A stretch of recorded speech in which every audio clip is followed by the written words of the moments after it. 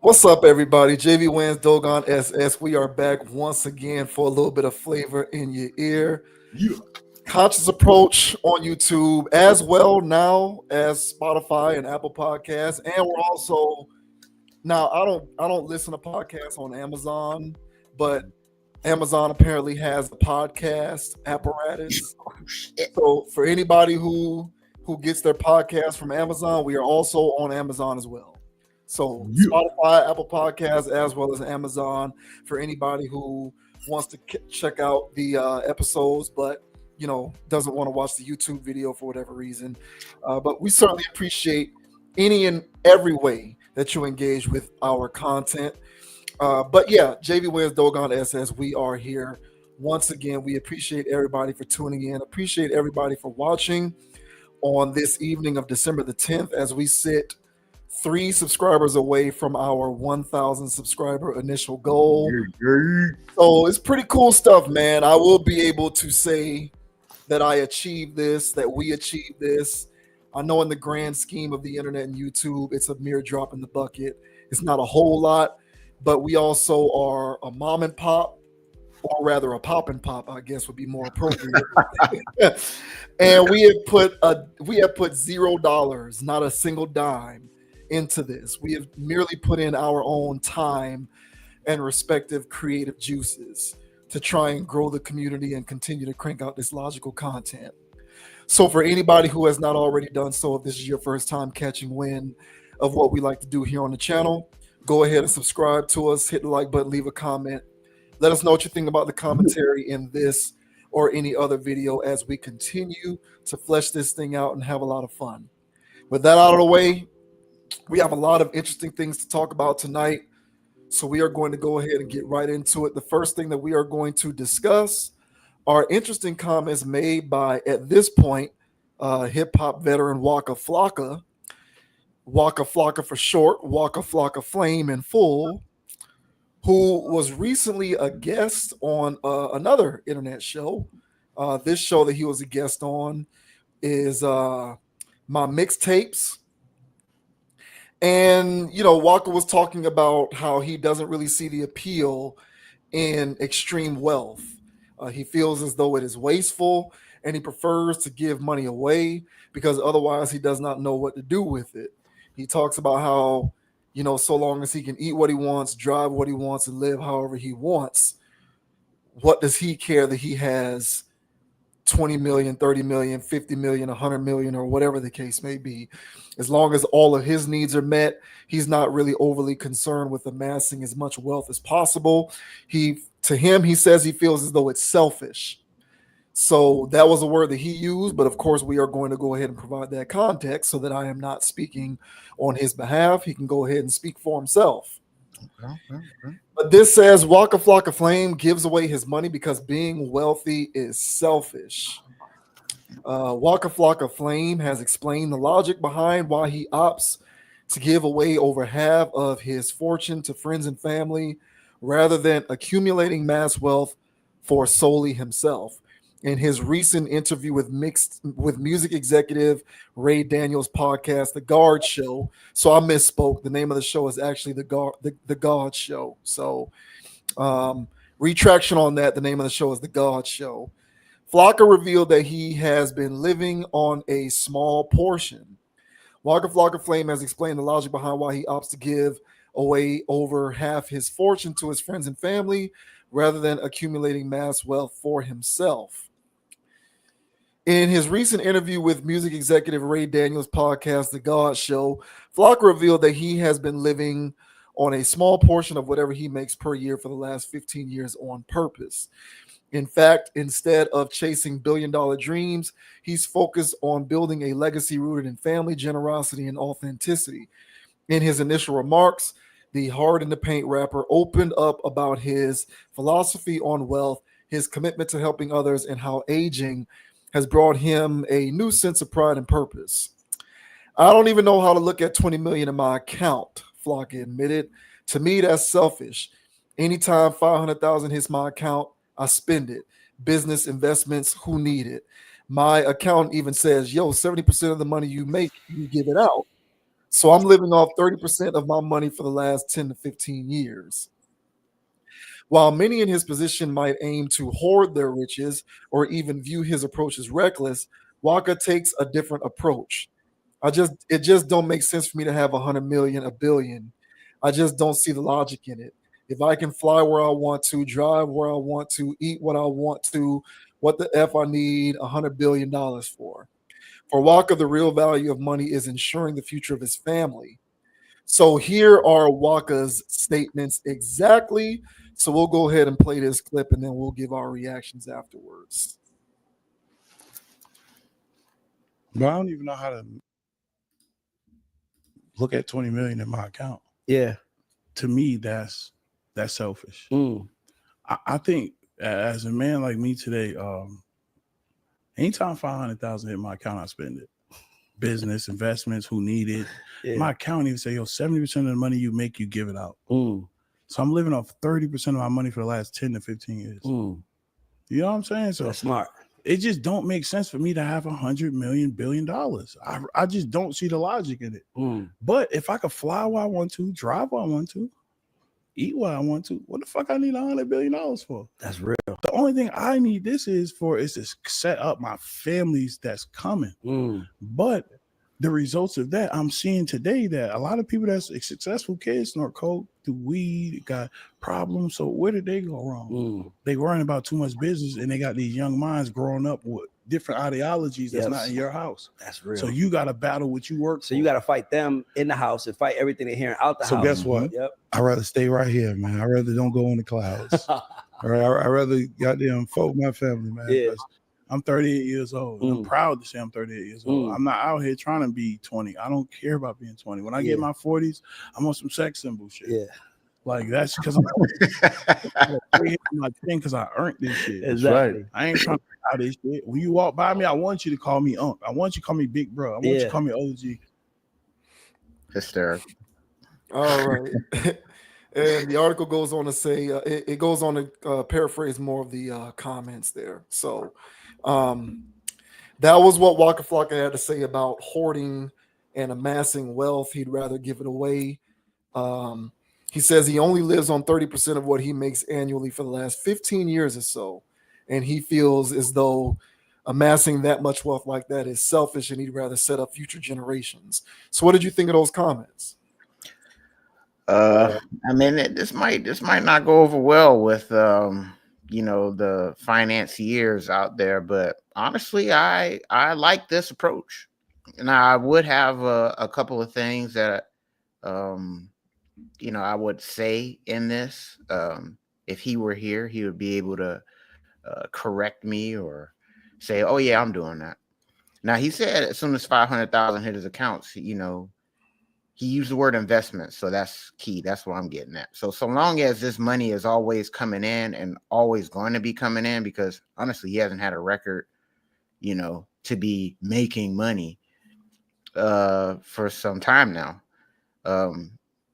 So he was a person that I knew that already was doing things on the side as far as like business ventures, getting into EDM, doing EDM shows. Getting that crossover money. So I know he was doing stuff, the TV show. So I knew he was doing things to still generate funds. So long as the funds are still being generated where you can still fly the way you want to fly in the next 10 years, I don't see anything wrong with any of this. And so long as that when you're, giving this money out, that, you're putting them in position, not in a situation where they're becoming dependent on your stipends. So I'm pretty sure he's got that in place. If he's talking like this, it sounds like he does do that.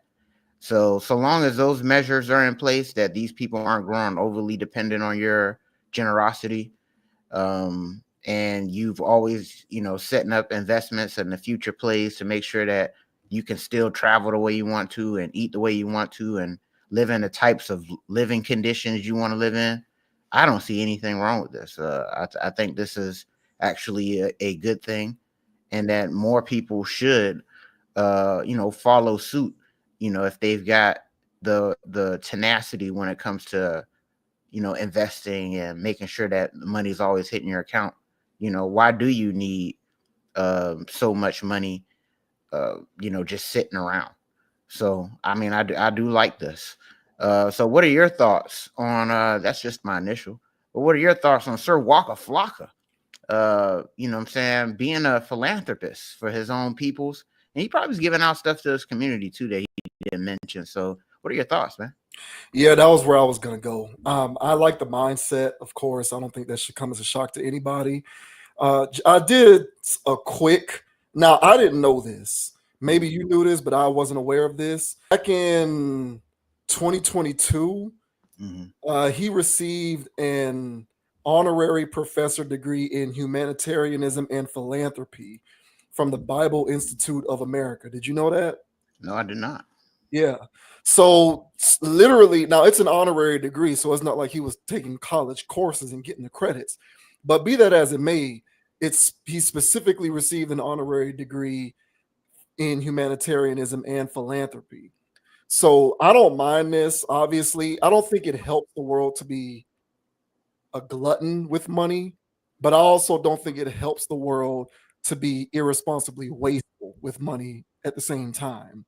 So of course it takes a balance, but I think the spirit behind his message is one that I can appreciate, because I hope that philanthropy is a part of what he is doing, with the fact that he essentially gives away 70% of what he earns every year. And I would only suggest that he be strategic in the way that he doles out his money from a philanthropic standpoint. And I'm going to parrot a lot of my previous speech with other topics when we've talked about this. We've talked about Master P being the entertainment ambassador for the upcoming Super Bowl.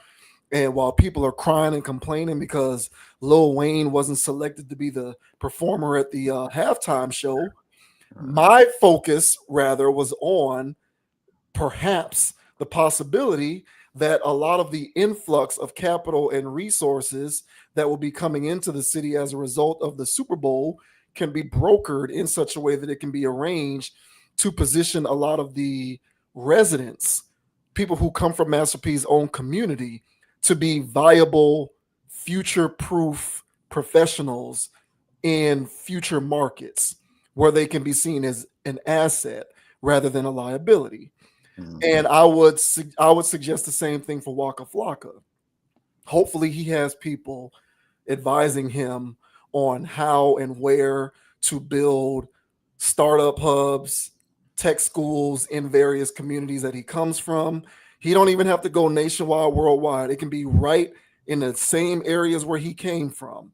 Build the tech hub, build the startup hub, build the tech school, because rather than trying to suggest that kids from his community try to follow in his footsteps and be a rapper or be an athlete or be a social worker or an otherwise expendable asset in this emerging market, I think that it is very important for people from underserved communities to be put in positions to be recession proof and market proof and be viewed as assets based upon the skill sets that they will retain as these world economies continue to evolve.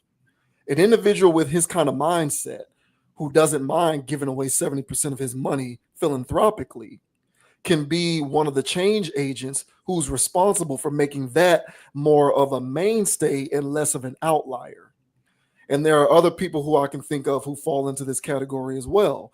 Other people we've talked about on the channel. Jaylen Brown is one of them who's already actually doing this. So he goes without saying. But then there's other people like Killer Mike, who I admire, not just for his music, but because he actually does things that are positive.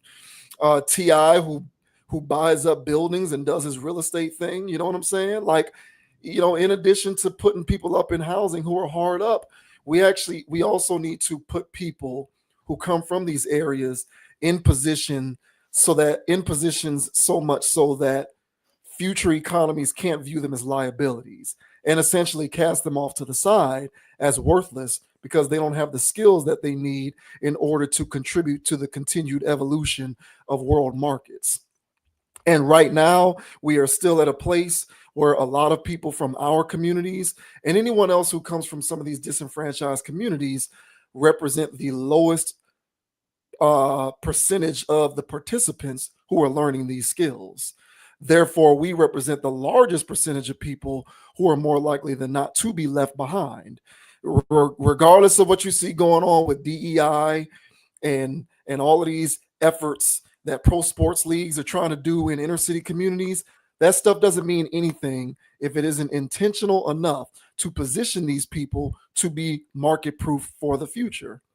So if you are comfortable enough saying, I'll give away 70% of my money because I don't need it, and I'd rather set future people up for success, in addition to those in his immediate group, his family, and whatever, associates, friends, and all of that good stuff, expanding it beyond that to saying, hey, I want to intentionally put some of my own people. And that's not a race thing. That's more of an economic community thing, although it's going to also correlatively include race as well.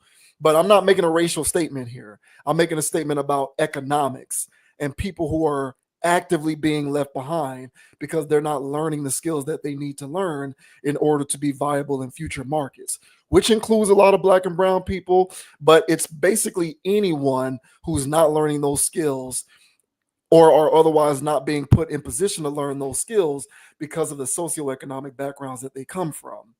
People like T.I., Killer Mike, Waka Flocka, other people like Nas, Jalen Brown, who have these types of sensibilities are the most in prime position to create avenues for people to be able to learn those skills.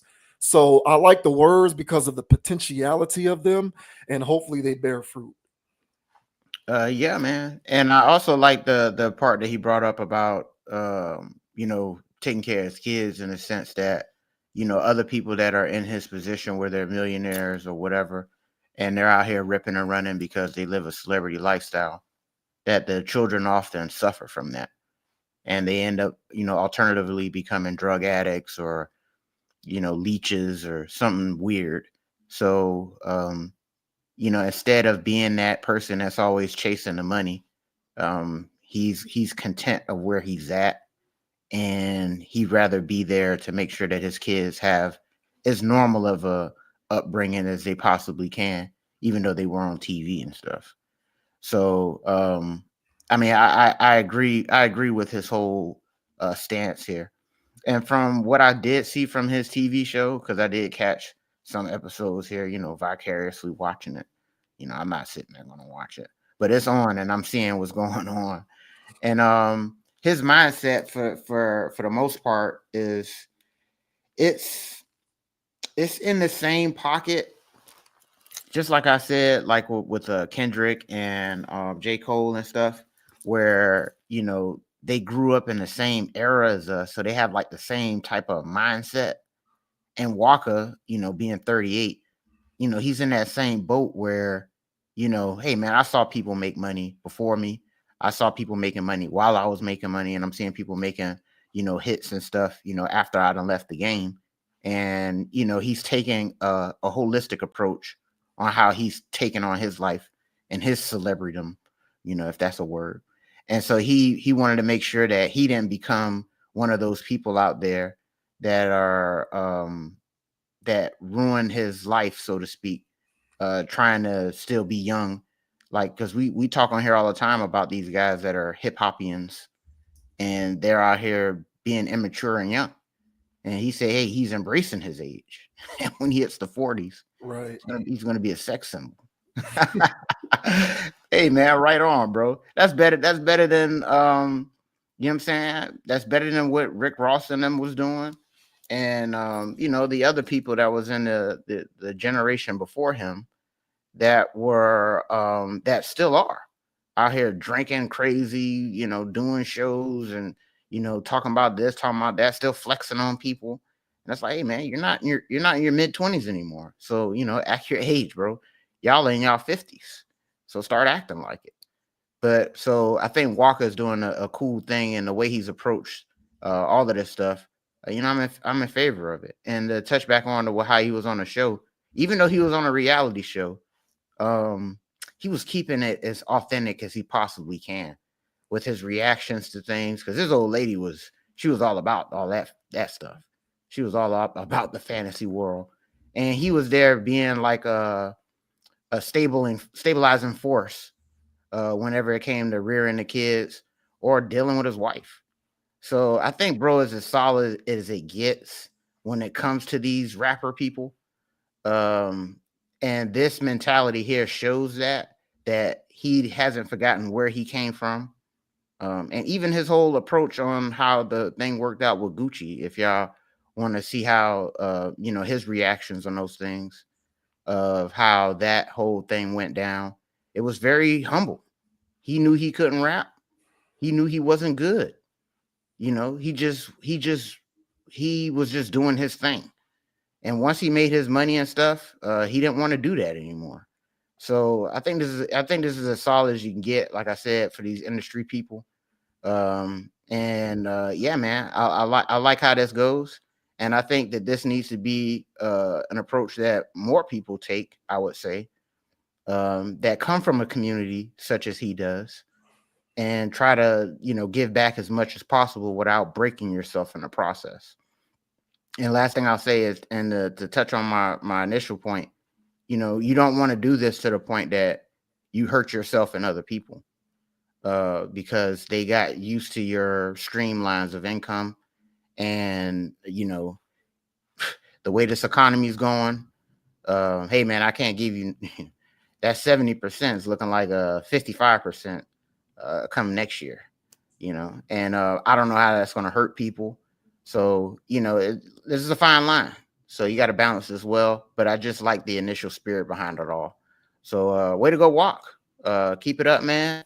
And I think more people should, in his position, should follow suit. Yeah, I agree. That's why you don't give a person fish. You teach them how to fish. Mm-hmm. So hopefully what he means by I give away 70% is I try to set people up so that they can eventually learn how to generate wealth for themselves. That's right. Optimistically what I would hope that means, not that you literally just give it away just for the fun of it. And that takes me back to my central point about building infrastructure that best positions people to be educated in the ways that they need to be in order to be market proof for the future. I cannot stress that enough. That is extremely important, because we are literally on the precipice of entire forms of income and economies disappearing. And if your mode of earning a living or earning a livelihood is rooted in a lot of these disappearing economies, you're going to fall behind. And it can hit you at any point. It's going to hit you whether you're 22, 32, 42, 52, or 62. However old you are, when the bubble bursts on that, you're going to have to pivot. So right now is the best time for anyone who is in a vulnerable state to learn what they need to learn so that they can be viewed as an asset in emerging markets and not be viewed as a liability. Because trust and believe, if the future economy looks at you as a liability, it has no problem getting rid of you. You'll be laid off, you'll be fired, you'll be replaced. What you used to do will be automated, and good luck trying to figure out what your plan B is at that point. And I don't think that's the way for anybody to live. People who are on the upper end of the economic bracket don't have to worry about this because they're already set. This is why I believe that the wealth gap is widening. It's not shrinking, it's getting greater. And you're going to have more people who are on the lower end of this, where you are having to figure things out on the fly, and you're possibly going to find yourself in a position to where it is normal for you to be earning 2, 3, 4 different paychecks just to be able to keep up, because everything's gotten so expensive and fast, and it's just changed on you like this. So you just don't want to be in one of those vulnerable positions to be victimized by this dynamic. You want to be on the other end where you know what you need to know. And I think people like him who think like this and have the capital to do so can create inroads to put people in those positions. So that's what I want to see happen. I don't want to see more people getting broke. I want to see more people getting money. And it saddens me that you're seeing this happen where it's like either you're learning this, which is the smallest percentage of us right now, or you're not and you're falling behind. So hopefully he can be a part of that change. And real quick, I'm going to touch on the reality TV thing. I was going to bring that up. I never really watched it, but I could just tell via like, clips or ads or whatever, the 5 minutes here or there when I'd flip to it, he never looked comfortable in that position. He did. Like, he always looked like this ain't where I belong. I think his wife was the driving force behind him being a part of that. Yeah. He was never really on that, which explains to me why he was only there for a year. Like, you look at these other guys like Scrappy and Jock, who've been on there for how long now? 5, 6, 7 years, however long they've been doing this nonsense. And Waka was only there from 2014 to 2016. That wasn't really him. And I also believe that that's a correlation to him and his wife getting divorced. He ain't even with her no more. They got divorced. So it's just one of those situations where, like, that's kind of how you can tell that he wasn't really, he wasn't really cut from that mold. And he was on some other stuff, rightfully so, thankfully. So I think the writing is on the wall in that regard. And I do like these comments. Hopefully, some of what I was saying can lead to him making moves therein, because that's what I think it takes, especially in this day and age where we still, for whatever reason, cling to what individuals like him and some of these pro athletes can do for us. So while we're still in that state of mind where that's what we're dependent upon, more or less, hopefully he can do something that's in the right way, in the right mold. So we'll see what happens in the future, but I at least appreciate the sensibility. I can at least say that much. 1,000, man. And let us know down in the comment section, guys. What are y'all's thoughts on this? Do you feel as though that Waka has the right mentality here? He's making enough money, so much so that he can give some of it away, some of it as in 70%. You think that's a little too much, or he should drive that number down a little bit? Let us know. And by the way, at the time of this recording, guys, we're about 3 subscribers away from that 1K, man. So do us a solid and hit that subscription while you're at it. Yeah, make us change our ticker at the bottom. We want to change it. We want to. But shouts out to Walker, man. Good looking, bro. He can be a part of something special, something different. We'll see.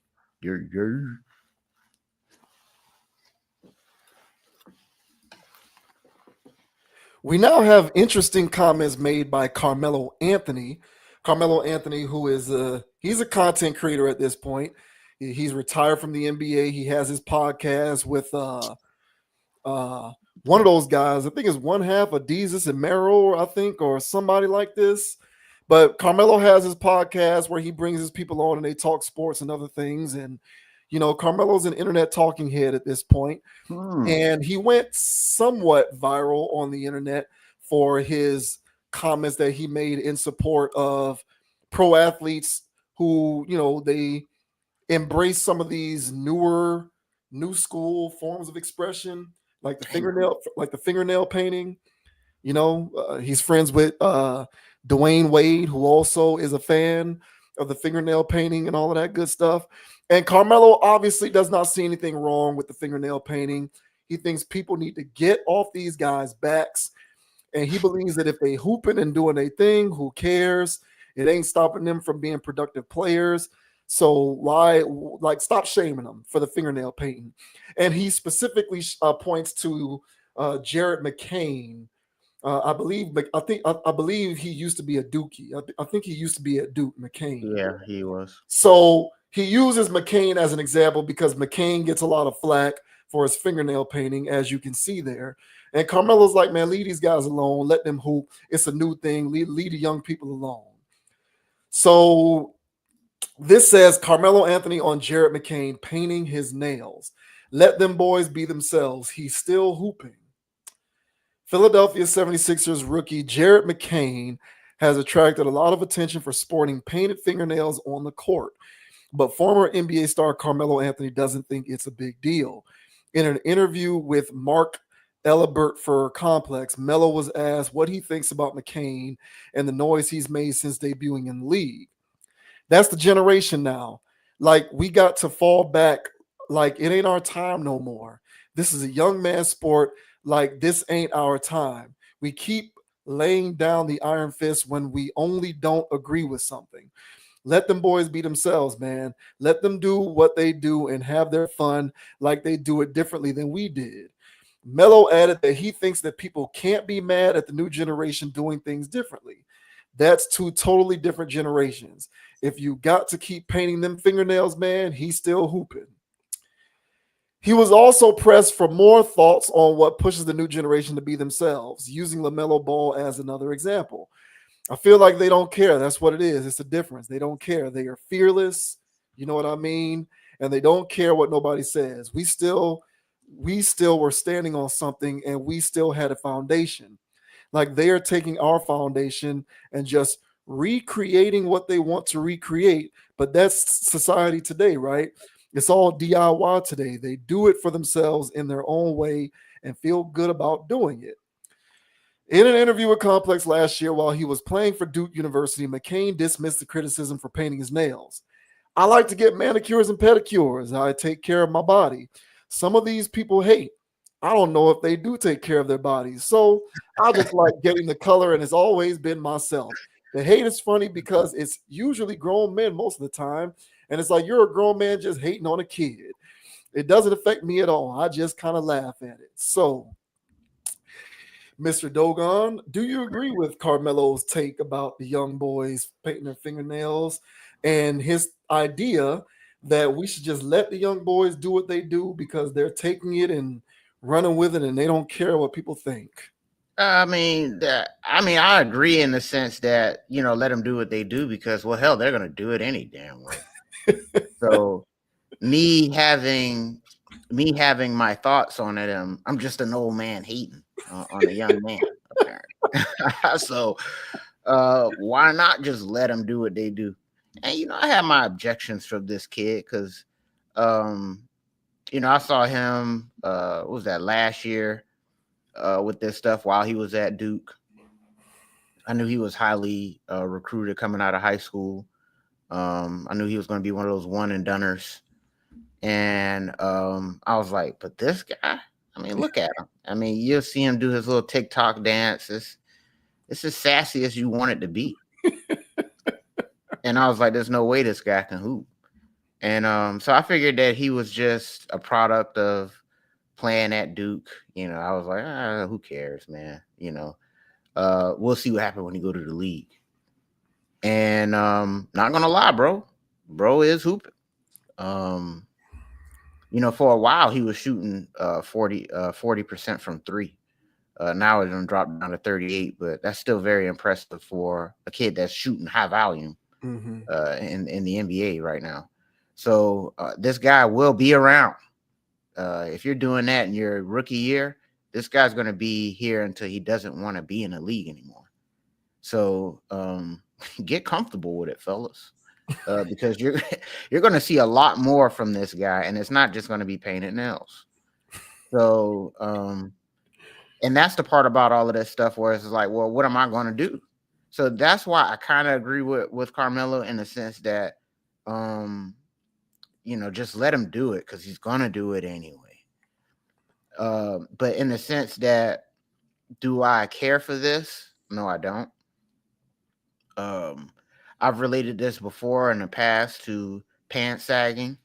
This is just the addition to that, because I don't know if these guys still sag their pants, but pants sagging is still a thing. And so, this is a form of them feeling like they're being individuals amongst others. So it's in the same boat of, because as a former pants sagger, my whole thing was like, hey man, stop hating, bro. You know what I'm saying? I'm doing my thing. And the ladies don't have a problem with it. So get out my face with it. And so, these guys here, they love painting their nails. The men love it, so they don't have a problem with it. So you know what I'm saying? When you started off the thing, you say, hey man, so Carmelo say, hey man, get off their back. I don't know, man. I think these guys like men on their back. So it's not a big deal for these dudes, man.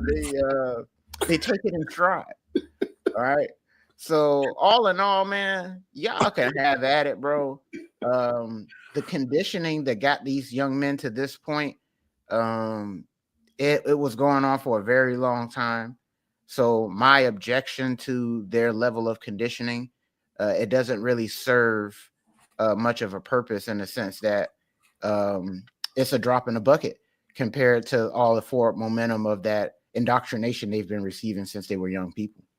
So I'm not going to try to stand in the way of this. The only thing I would say is for younger people that are still in the impressionable phase where the conditioning is bombarding them, but you know, there's some alternative ways of thinking that are, I don't want to say, I would just say alternative ways of thinking in the sense that you don't have to go with whatever the Joneses are doing. Because right now, this McCain kid, as much as he thinks he's being an individual, you're doing exactly what the masses, you know, the program wants you to do. So you're not being a rebel. You're right in line with the agendas. So, so for any young person out there that thinks that I'm just an old man hating, I'm unk out here hating on a young guy, I would say I beg to differ. So hey man, he can hoop.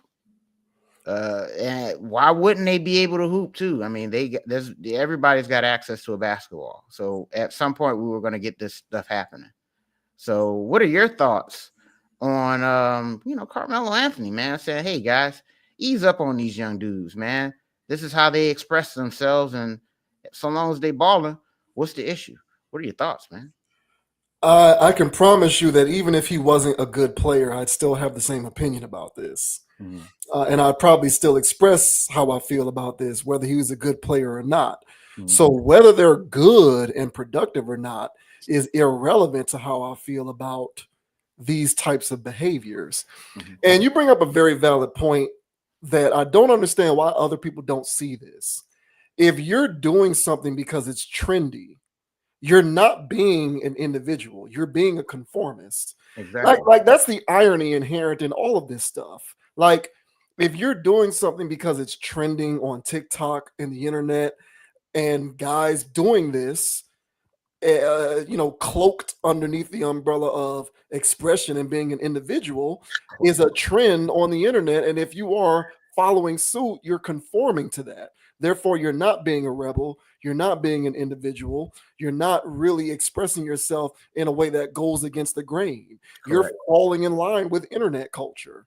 Correct. Which makes you a conformist, which makes you the opposite of what Carmelo is describing.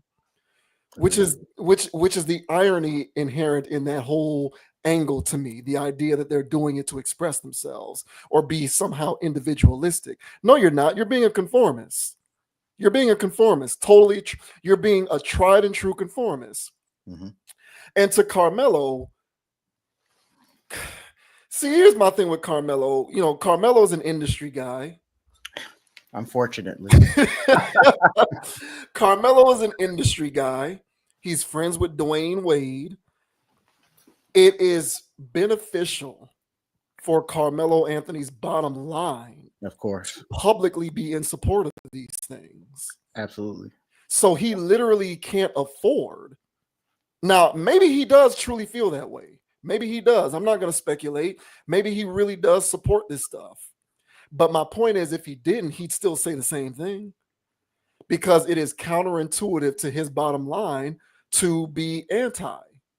When you're an industry person, whether it's in sports or entertainment, you've got to do this or be willing to sacrifice some ends and some popularity. I think we have seen thus far in Carmelo's post-playing career, he seems unwilling to sacrifice any of those ends or popularity. He wants to gobble up as much of that as he can.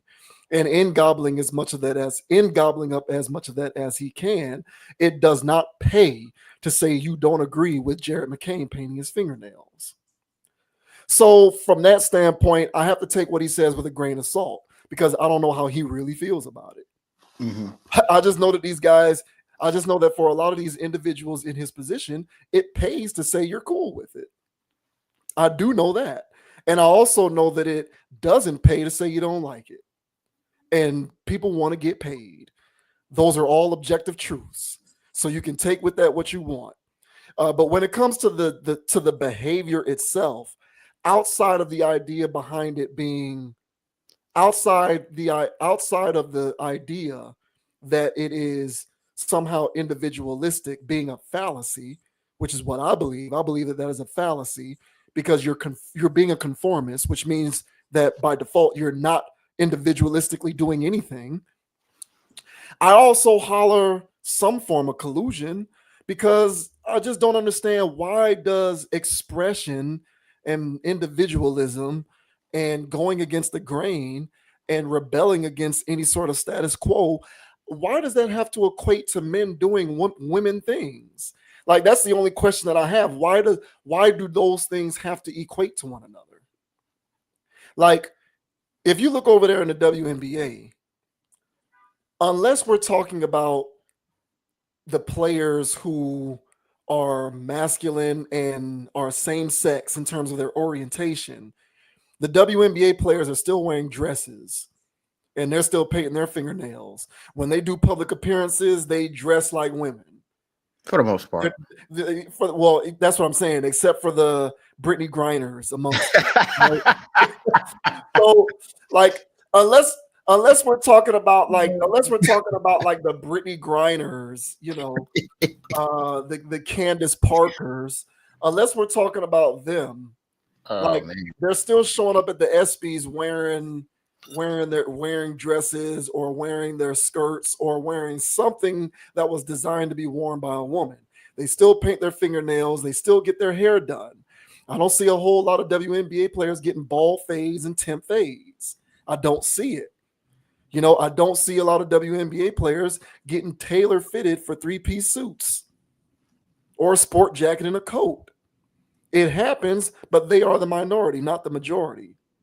But on the flip side, what we're seeing is the underlying suggestion that in order to break away from the mold and really express yourself in a way that's truly meaningful as a guy, you're going to be doing things such as fingernail painting. Now, it might sound like I'm casting aspersions on the act itself. And while I will openly admit that I don't agree with doing it, I wouldn't do it. I don't agree with it. What I balk at is the notion that doing that is somehow synonymous with expressionism and individualism and being your own unique self. Why are those two things being correlated? And that's when I suggest that something fishy is taking place because I don't see the opposite end of that spectrum taking place. I don't see it. I don't see a whole host of female professional athletes engaging in this kind of behavior at the same rate. Not at the same rate. So that's the only question that I would ask. Where do these ideas come from?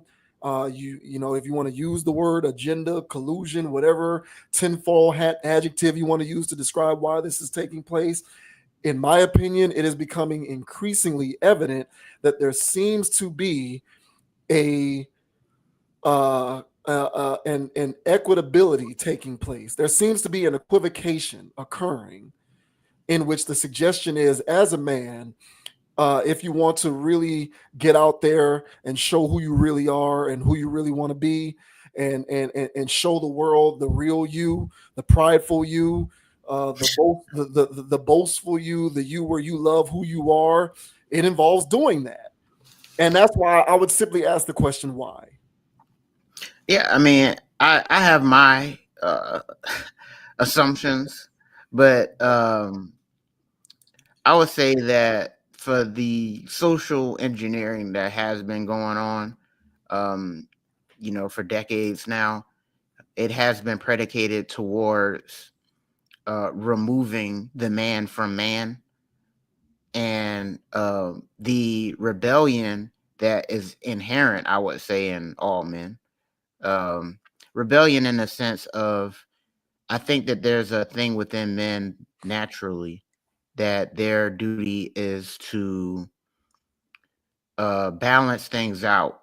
And we are the aggressors in balancing things out.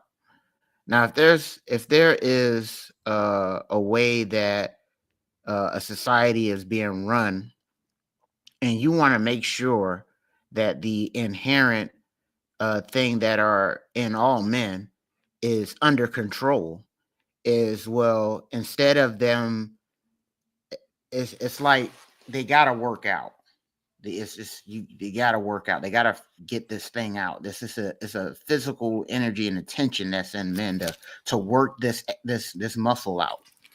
And so while doing that, the act of rebelling against what it is to even be a man is now being rebellious.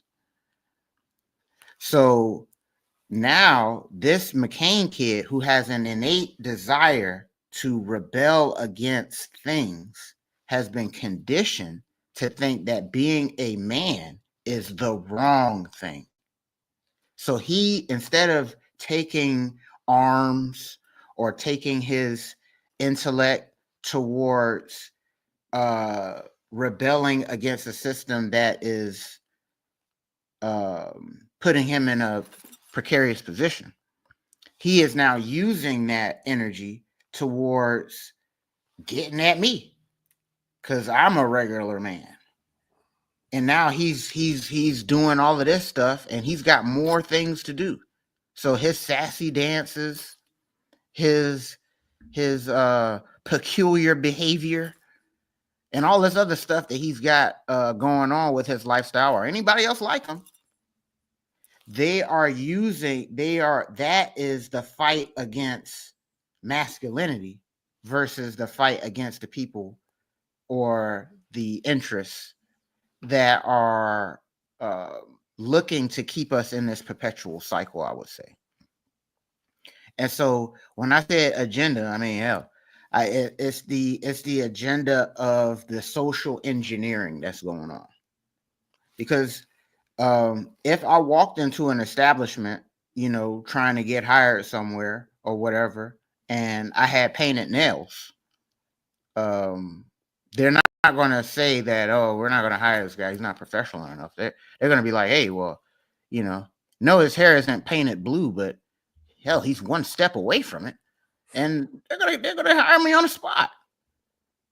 Because and there's a motion going towards this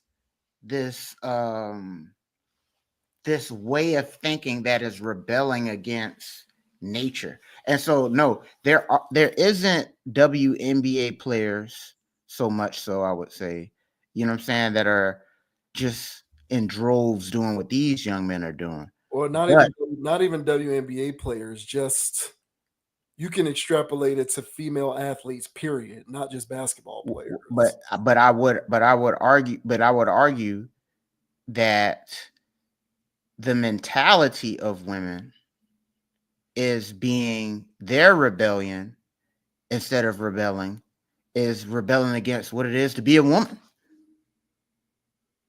And so now they got this whole, now, even if she's got a dress on and makeup and nails painted, she still is being trained to think like a man and abandon her innate things that she's got going on. And so now there's this whole dichotomy going on in Northern America, westernized societies, where gender roles are all out of whack. Women are trying to be the independent whatevers, and men are trying to be the new sassy queens. And so part of this whole thing, I would say, is that no, it's going down on both sides of the spectrum. It's just that men, they are articulating themselves like this. But women, they're articulating themselves as no, they still want their hair and nails done, but at the same time, they got this whole independent syndrome thing going on. So I think that there's an attack on all fronts, but especially with these men going on right now in pro sports. Last thing I'll say, is that, I mean, there's been sassy dudes for a long time. All right. There's been guys that have been lived alternative lifestyles in both the NFL and NBA. You know what I'm saying? But it was over here and over there. And I'm pretty sure there was some weird locker room action happening for some guys that we thought that was straight up and down. But for the most part, I still would say that there was still manning going on at a very large clip. Now, man, these kids now, bro, all of them got the sassy bug, bro. I mean, if they were born, 2005 after, man, these young dudes, man, they're coming into the league with these strange behaviors. So I'm not surprised that he's doing this. He's a product of his times of conditioning, not his product of his time of self-expression and wanting to evolve life into a more, better situation for the future generations. All this is telling him and future generations to do is to not be who you really are. So feel sorry for the kid, honestly. He's just a byproduct of conditioning. And I agree with your take on Carmelo in the sense that, yeah, man, he's an industryite, and he's gonna straddle that fence where whatever, man. Because what he look like hating on this kid, and then trying to go around circles of the people, and I'm basketball savant, man. So if Baby Melo walk around like that, then I'd be like, okay, he down for this. But I don't think he want Baby Melo to walk around like that. So don't be telling other people to be having their kids walk around like that. But yeah, man, just it's a wild situation, bro. Yeah, I mean, I believe that for whatever reason we desire to live in a world devoid of order. I believe gender roles are a form of structure. Not the only form of structure, but I think gender roles are a form of structure. And in an effort to create a world devoid of order, you want to remove all of the 10 poles of structure, or at least as many of them as possible, gender being one of them. So much so that gender roles therefore become eradicated. And we are literally just humans doing whatever we want to do, devoid of any sort of intrinsic roles in nature and society. The world designs itself to be devoid of any sort of order or structure for whatever reason. I guess it's because the old way of doing things never worked, according to who you talk to. And so because it never worked, we need to just tear it all down and let people do whatever they want. I don't think that is the best way for you to have a functioning society with people who contribute to it. I think that is the fast track to hedonism, in my opinion. But this is taking on a far more aggressive form with men over women. See, women might be receiving a form of social conditioning which suggests abandon your innate function, but still present yourself in an innate way outwardly.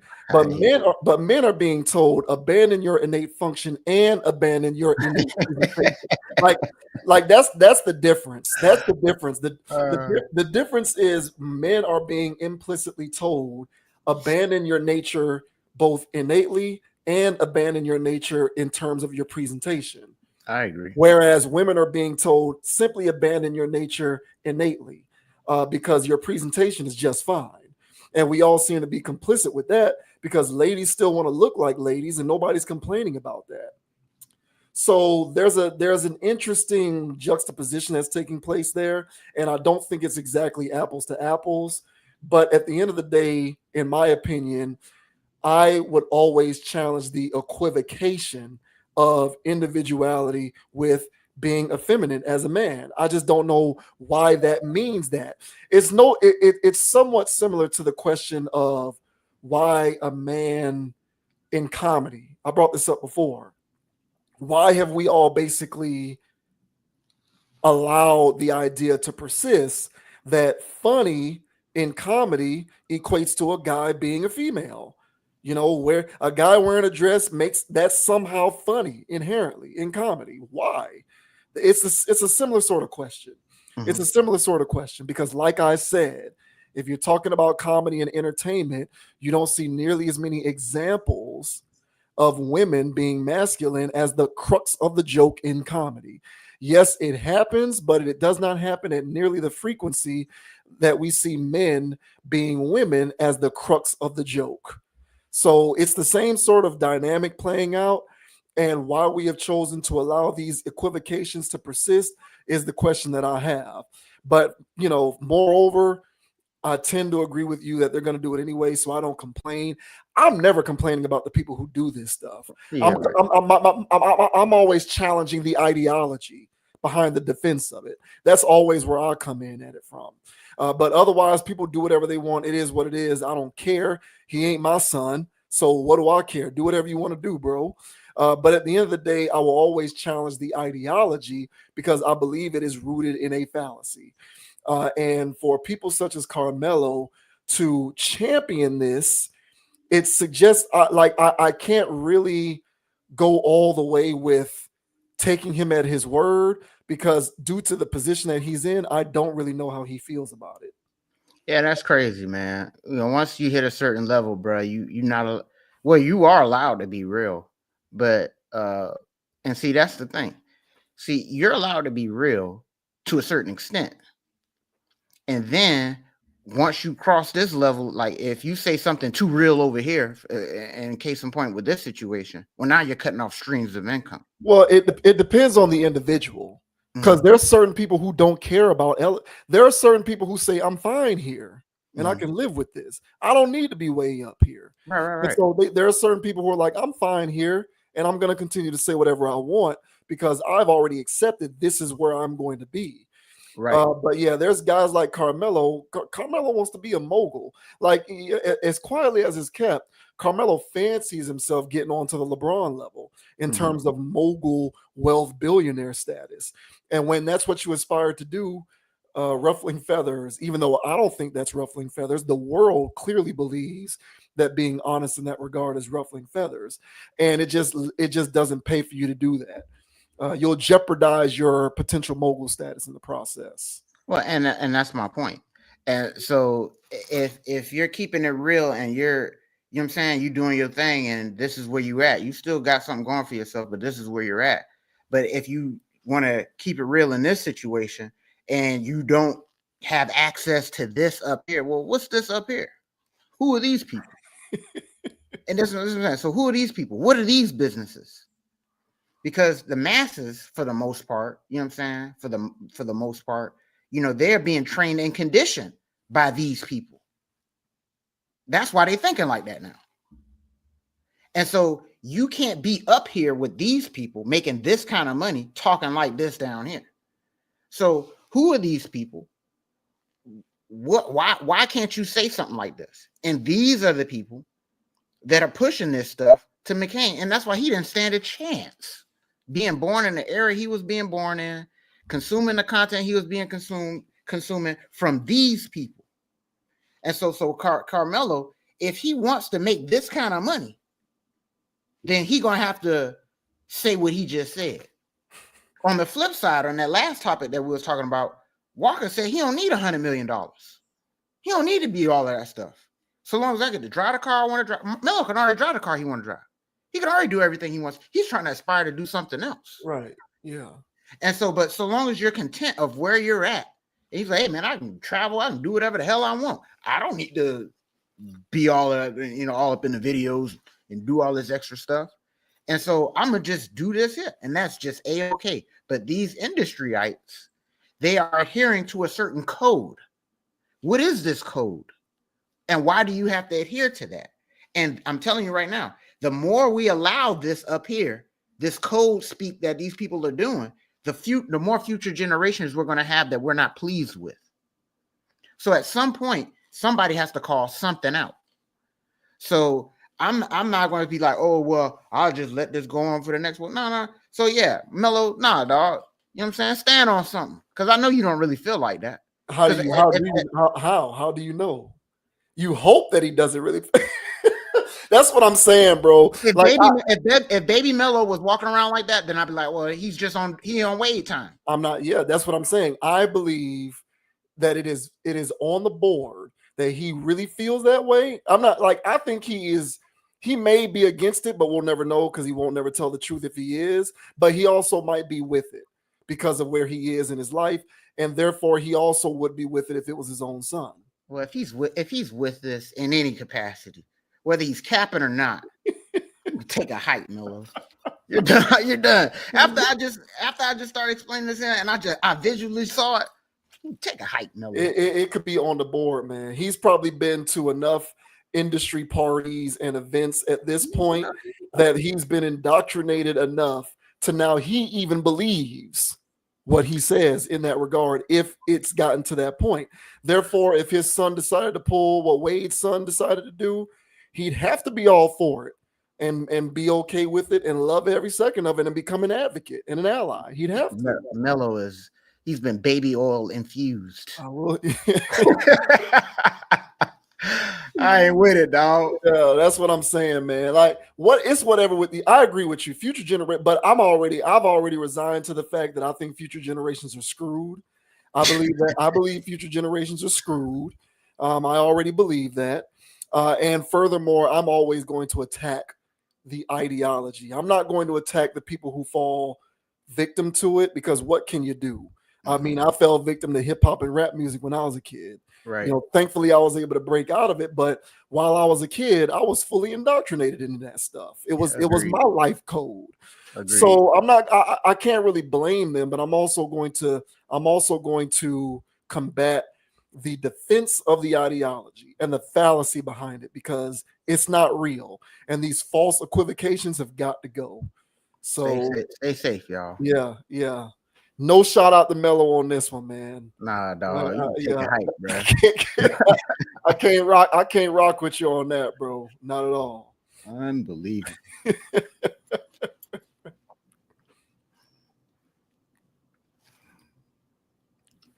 Now we are going to talk about Neo, who is standing 10 toes down on his approach to relationships amidst attacks, quite frankly, on his character, suggesting that he is a womanizer because of his chosen lifestyle of being polyamorous. So for anybody who didn't see this, that woman who went off on Cam Newton for having all of those kids, Joyce Bryant, I think is her name. She now apparently has a platform or a TV show, not a TV show, but I think it's like an internet thing. She has her own show now. It may be a TV show, hell, I don't know. And she went scorched earth on Neo, calling the guy a womanizer because of Neo's chosen life as being polyamorous. And in response to the maelstrom of criticism because of his chosen lifestyle, Neo is saying, hey man, I don't care what people say. And at the end of the day, you have to be honest with who you are. And if you know who you are, you have to conduct your relationship life accordingly. And I know who I am, and so I'm going to do that accordingly, and I don't care what people have to say. So this says Neo on being called womanizer over his polyamorous relationships. I don't give a F. In an appearance on the Gold Dimes podcast, Neo responded to criticism of his polyamory. It ain't a secret to anybody that I, not too long ago, got divorced. I've learned some things since the divorce, and because of the divorce, to be honest with you, it made me realize some things about myself that I kind of had an idea of, but wasn't completely locked into. He stressed that people should be honest with themselves about what they want from relationships, regardless of how others might perceive them. You just have to be honest with yourself about who you are. If you know that you are not a dude that is going to be faithful to one woman, then don't be with one woman. It's really and truly that simple. One of the podcasts suggested that some women have tried to shame him for his lifestyle choices, but he's not fazed. You can't shame me unless I care, and I don't give a F. I so desperately need the world to know how much of a F I don't give about what they think, what they say. I am 100% locked into the reality that this life is mine, and I'm going to live this stuff the way I want to live it. Ultimately, he said that he has no reason to feel no way about whatever anyone has to say about his approach to romance. So, as always, we'll go ahead and let Neil speak for himself. I think we're safe. Fair use. Realize that, bro. Like, we living in this microwave society now where everything is like boom, boom, boom, boom, boom. It's not like that no more. Even with relationships, you know what I'm saying? Because I wanted to get into that with, I know you Mr. TMZ. I see you on TMZ all the goddamn time. You know what I'm saying? You go viral on TMZ all the time about relationships. So, you know what I'm saying? What's up with you in relationships? How you feel? I mean, you done had this. You like a big bro to me, and I always come to you when I got issues, this and third, bro. You always get the best advice. But I want to ask you so you can tell the people, like, what you 2024 relationships, and I see you got these two nice ladies. Hey, ladies. Company, day one, you know what I'm saying? All right, so it ain't no secret to anybody that not too long ago I got divorced. I've learned some things since the divorce and because of the divorce, to be honest with you. It made me realize some things about myself that I kind of had an idea of, but wasn't completely locked into. And now that I am, I realize how much time I wasted just on stupid shit. Like, okay, so for example, you've heard a million times that honesty is the best policy. Right, for sure. That is the realest in the world. It really and truly is. But the thing is, it's not even so much about being honest with the other person as it is about being honest with yourself. Like the whole concept of, okay, I want this girl. I know that she don't want me to be with nobody but her, but I want other girls too. And can I be honest with myself in regard to this and let her walk away knowing that all I'm gonna do is hurt her, because I'm not gonna be what she want me to be. I'm not gonna be that. I know I'm not gonna be that, but damn, I want her. Yeah. Like, can you be mature enough to let that go and understand that the one that you're looking for, the one that is willing to live the lifestyle you want to live or play it the way you want to play it, that person exists. Yeah. That person exists. That group of people exists. You just have to be honest with yourself about who you are. If you know that you are not a dude that is going to be faithful to one woman, then don't be with one woman. Yeah. It's really and truly that simple. But guess it what? Really is. I say that, right? Because I speak a lot about that, because I feel the same way. I feel like I can't be with one woman, right? All right, so that pretty much is the gist of that. Sure. And then, so I do want to play what Bryant said. I do want to play. While not a direct response, the release of the podcast comes shortly after Dr. Cheyenne Bryant. I think I said Joyce, but her name is Cheyenne. Dr. Cheyenne Bryant went viral for being critical of Neo's polyamory. We got to play this woman, bro. Yeah. We got to, so that people get the full scope of what's going on here. We got to play this one too.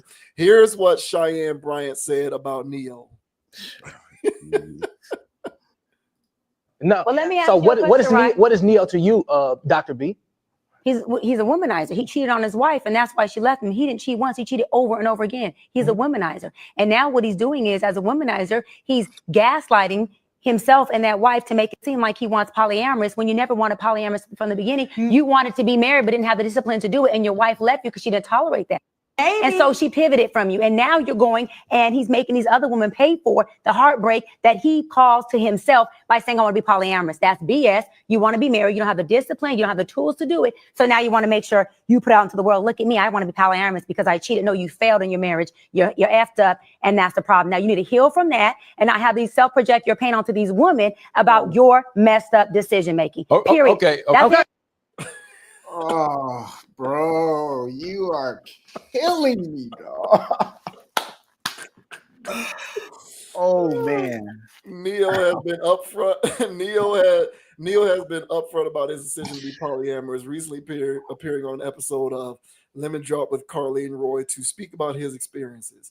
Society tells you that you're supposed to be with one person. You get married and y'all supposed to be together forever. I'm not shitting on marriage.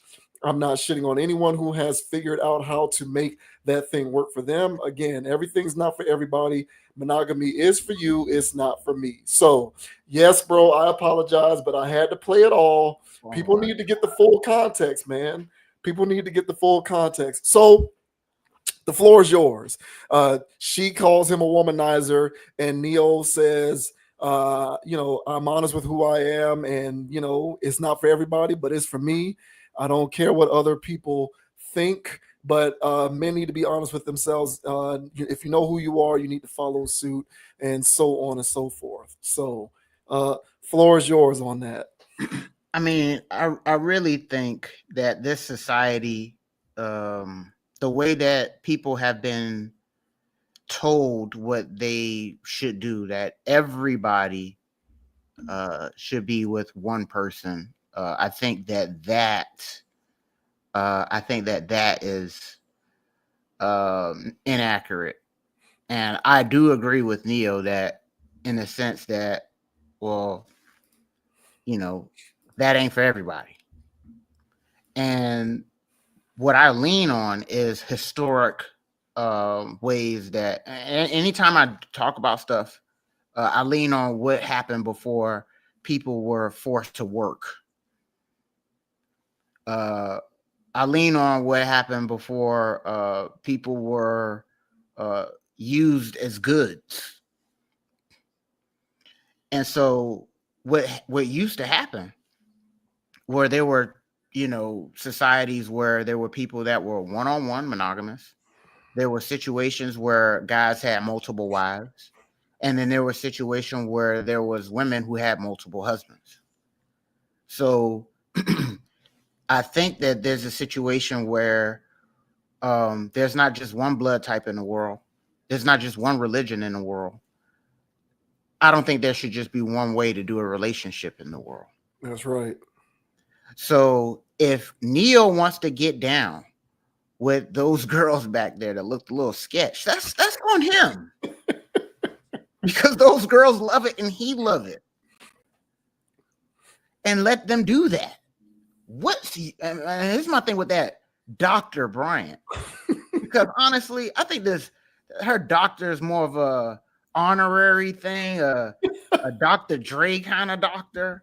Because the way she talks and the way she throws things out there, it's very it's very lazy, and it's not, to me, not well thought out and very dangerous. Because I know for a fact, 1,000%, that there's a horde of sisters out there that believe Dr. Bryant and take whatever she says as gospel. I don't know who put this woman on and who put this woman in front of us all. But I'm not going for anything she talks about. And it's not like Neo is some, you know what I'm saying? I don't know what this guy does. He's an industry man too. But at least he's honest with his industry type lifestyle. And he wants to live the way that he wants to live. Yes, he gave that thing a try where he had to have that one thing. Everybody tries it. And that's why everybody's out here cheating. And when I say everybody, I don't mean literally everybody. But there's a large percentage of people out here that can't keep it in the pants. There's a large percentage of people that got work husbands and work wives. So you're not physically having sex with that person, but you're definitely sharing some energy that you shouldn't be sharing. And you wouldn't be sharing if your partner was there. So there's a lot of this stuff going on in this culture that people want to act like they're not a part of. So are you one of those people that are a monogamous person? Some people really about that. And those people need to be with each other. Mm-hmm.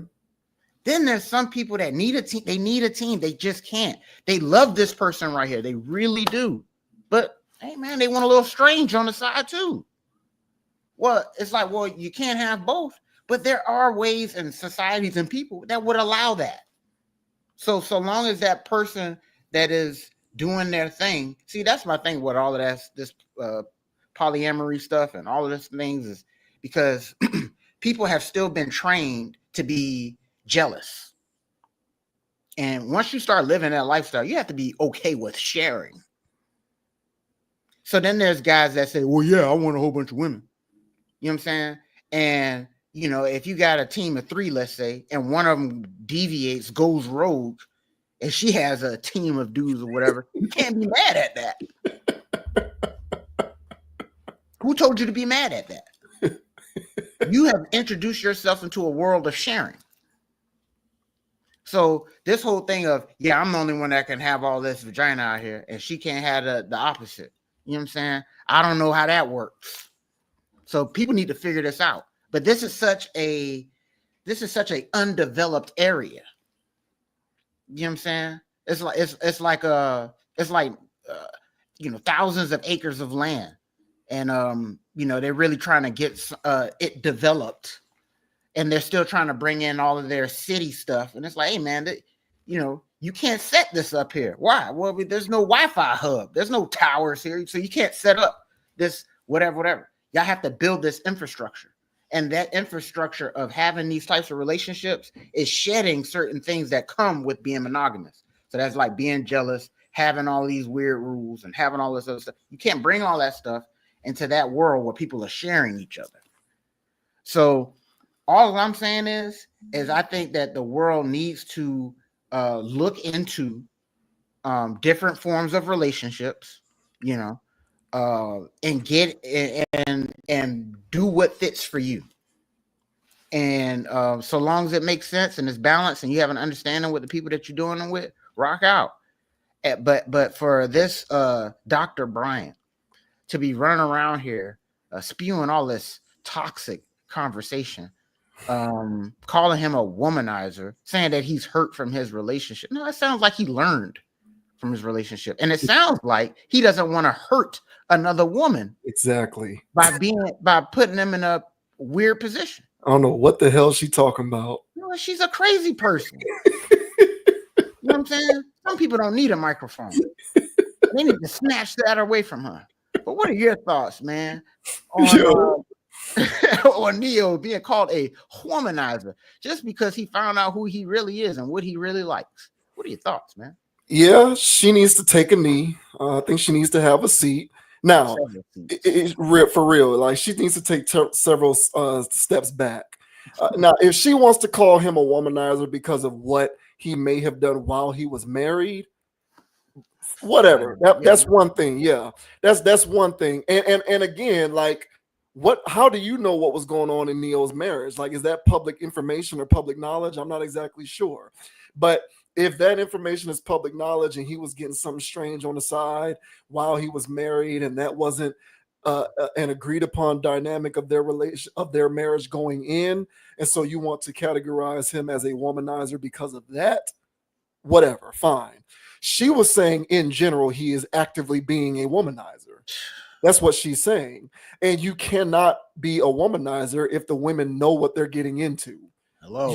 You can't be a womanizer at that point. Like, if I sell you a car and I tell you, hey, listen, man, in about 90 days, the engine in this thing is going to blow and you're going to have to replace the entire engine. Now, I'm telling you this, if you want to buy this car anyway, that's on you. And you buy the car anyway and the engine blows, you can't accuse me for selling you a lemon or a car with a bad engine.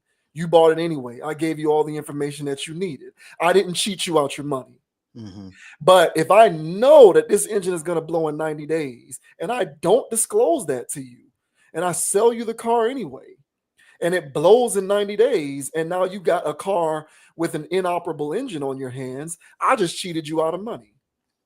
If you are able to discover that I knew about this and sold you the car anyway, I'm pretty sure that that's grounds for some kind of a lawsuit. I can be held liable for that. I didn't disclose that information to you. So at that point, yeah, I cheated you out of money. But if I disclose the information to you and you knowingly bought it anyway, that's on you. Neo is saying going in, this is what I like to do. I fancy myself someone who is not monogamous. I prefer to be in a polyamorous setup with multiple women. Are you okay with that? And at that point, the women are making an informed decision. If they choose to enter into that arrangement, he's not womanizing them. They're making that decision of their own accord. So it is intellectually dishonest to call him a womanizer. And what's dangerous about this kind of rhetoric is there are other scorned, angry, bitter women who have been cheated on who are going to believe this kind of stuff. And they will just regurgitate it and perpetuate it. And they'll perpetuate that into the atmosphere. All y'all guys doing this are being womanizers. Hey, these chicks know this. They're entering into that of their own volition. That's not on him or them. Everybody is entering into this pact knowingly. No one's being taken advantage of in any kind of way.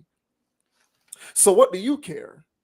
See, the real crux of this, the real problem with this is, and I've said this before, not all, but women don't know how to get out of their own way. So where I agree 1000% with Neo, and I've said this before, if you are the type of guy who knows that you are going to want to sleep with women who are not your main chick, you should explain that to them so that they can make an informed decision. And you should have the fortitude as a man to be prepared for them to make the decision to go the other way. Mm-hmm. But what a lot of us do is we lie because we want to be able to get them. And we tell them that we are on the same page as them when we know we're not. We know we're not. But we become dishonest. We tell them that we are. And then when we do what we do and shit hits the fan, now they're feeling betrayed and we did the wrong thing. So our fatal flaw in this is a lack of honesty, which is what Neo was alluding to.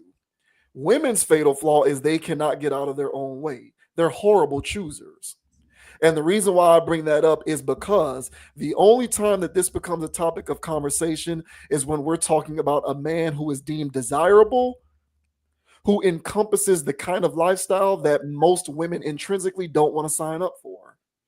So it feels like a gut punch because this is the kind of guy that you would otherwise want to be with, but he is unwilling to give you what you want, which is exclusivity.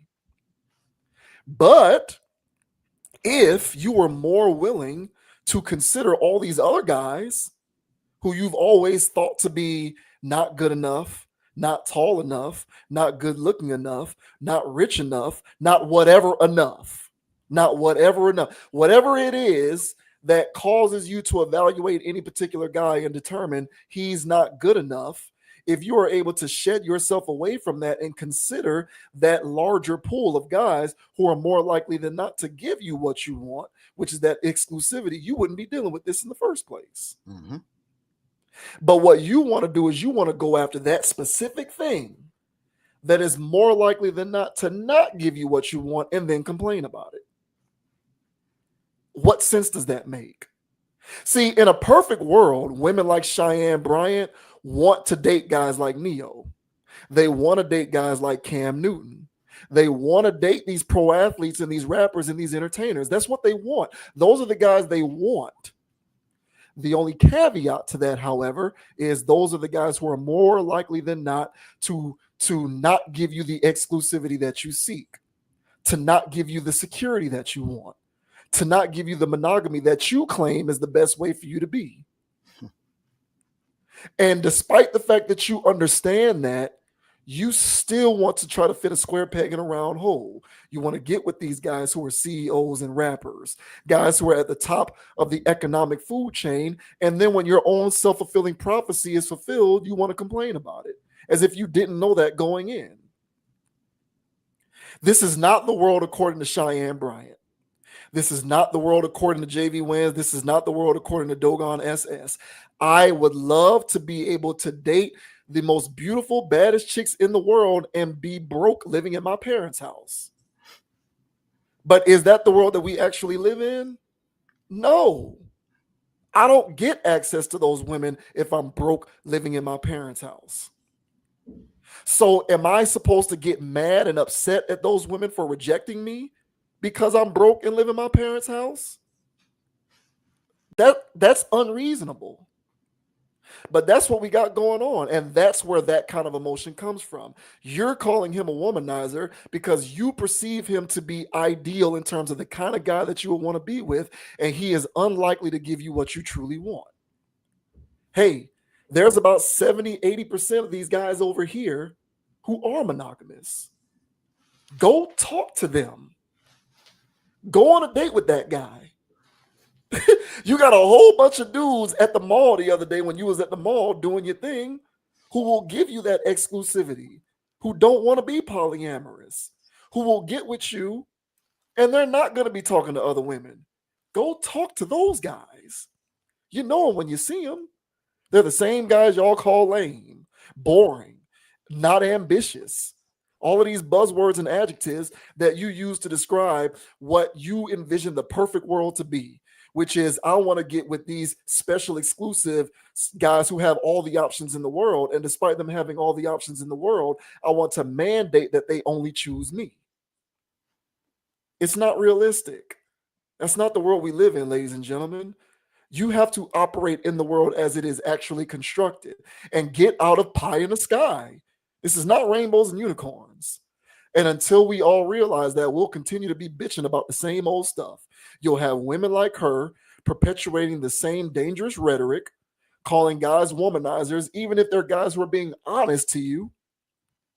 And you'll have a lot of us guys who, because we're too afraid to deal with the reality that this woman might pick somebody else and not us because we ain't on the same page as them, we'll just keep lying to them. And so as long as those two things happening, as long as those two things continue to persist, we'll continue to be lost. But for Bryant, she needs to sit down and take a knee. She knows what the real is, even if she doesn't say it. 1,000, bro. And what do you call a woman that has a man? You know what I'm saying? And she has shadow dudes in her phone. You know, dudes that hit a while ago that are still lurking, one text or phone call away. And what do you call those women? And they actually take these people up on their offer. You know, delete the message or the phone call later. What do you call them? You call them manizers? She needs to give me a break. Everybody's out here doing it, male and female. You know what I'm saying? Women are just much better. They're just much better at hiding it. You know what I'm saying? Well, yeah, you're not gonna catch them red-handed. Right. Yeah. You know, I got this thing, I call it pink-handed. Now, if I catch you with pink hands, you know, those are red hands that's been slightly washed. So I call them pink hands. So I'm not gonna catch you red-handed, but there's too much evidence around here. There's a little too much smoke here. So I'm going to assume there's a fire. Yeah. And because when there's people that's not messing with matches, you don't smell anything. Yep, this is clean right here. Then sometimes you walk into the house, you know what I'm saying? And you know what I'm saying? It's like, well, what's going on in here? It smelled like a little flame was going on in here. You know, yeah, they were doing something. Something they weren't supposed to do. Something that they can't do in your face, which to me is enough. And there's a lot of that going on out here. And so what do we call these people? Why is everybody doing this? When I say everybody, I mean a large majority.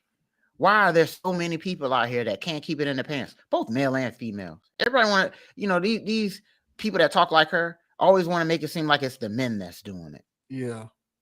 But, you know what I'm saying? I knew some low down scoundrel dudes, you know what I'm saying?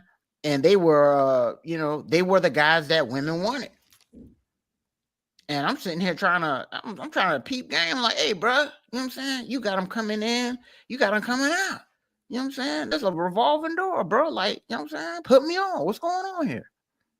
And they hated, they hated, they hated not being able to have something, solid. But they also were afraid to have something solid because they've been messing with women who were engaged, women that were actually married. You know what I'm saying? All kinds of scenarios. So, these women are giving it up. So it's not just a man thing. It's going on across the board. And again, I think what's going on here is that there's a situation where people are being forced to live socially in a way that's not natural. And I think that our natural communal way of living extended beyond, breaking bread. And I think that there were also ways that people were living where they shared partners. And again, once you get into this whole individualistic mindset that's very much perpetuated in the West, this is mine's, me, I. The woman, she wants that bank account because she doesn't want your penis, bro. She can get anyone at any time. She wants that bank account for herself. You know what I'm saying? She wants this lifestyle for herself. She don't want no girl coming here ruining that. You know what I'm saying? The guys out here, he's like, hey, man, that's my cat. You know what I'm saying? I worked hard for that. And he don't want nobody else to have that. And it's this me, I westernized society. But again, I told you, like before, there were societies where men shared the women and women shared the men. And there was also monogamous ones. So again, I know people that's been married for decades. You would like to think that they was solid the whole time, but even if they weren't, they still have a monogamous mindset where, in a sense, where hey, we rocking with each other through thick and thin, through death do us part, and they still together. And then there's the ones that really are polyamorous by nature, polyamorous at heart, or polyamorous through social conditioning. Either way, they can't stay with one person. And then they're forcing this, this square peg in a round hole.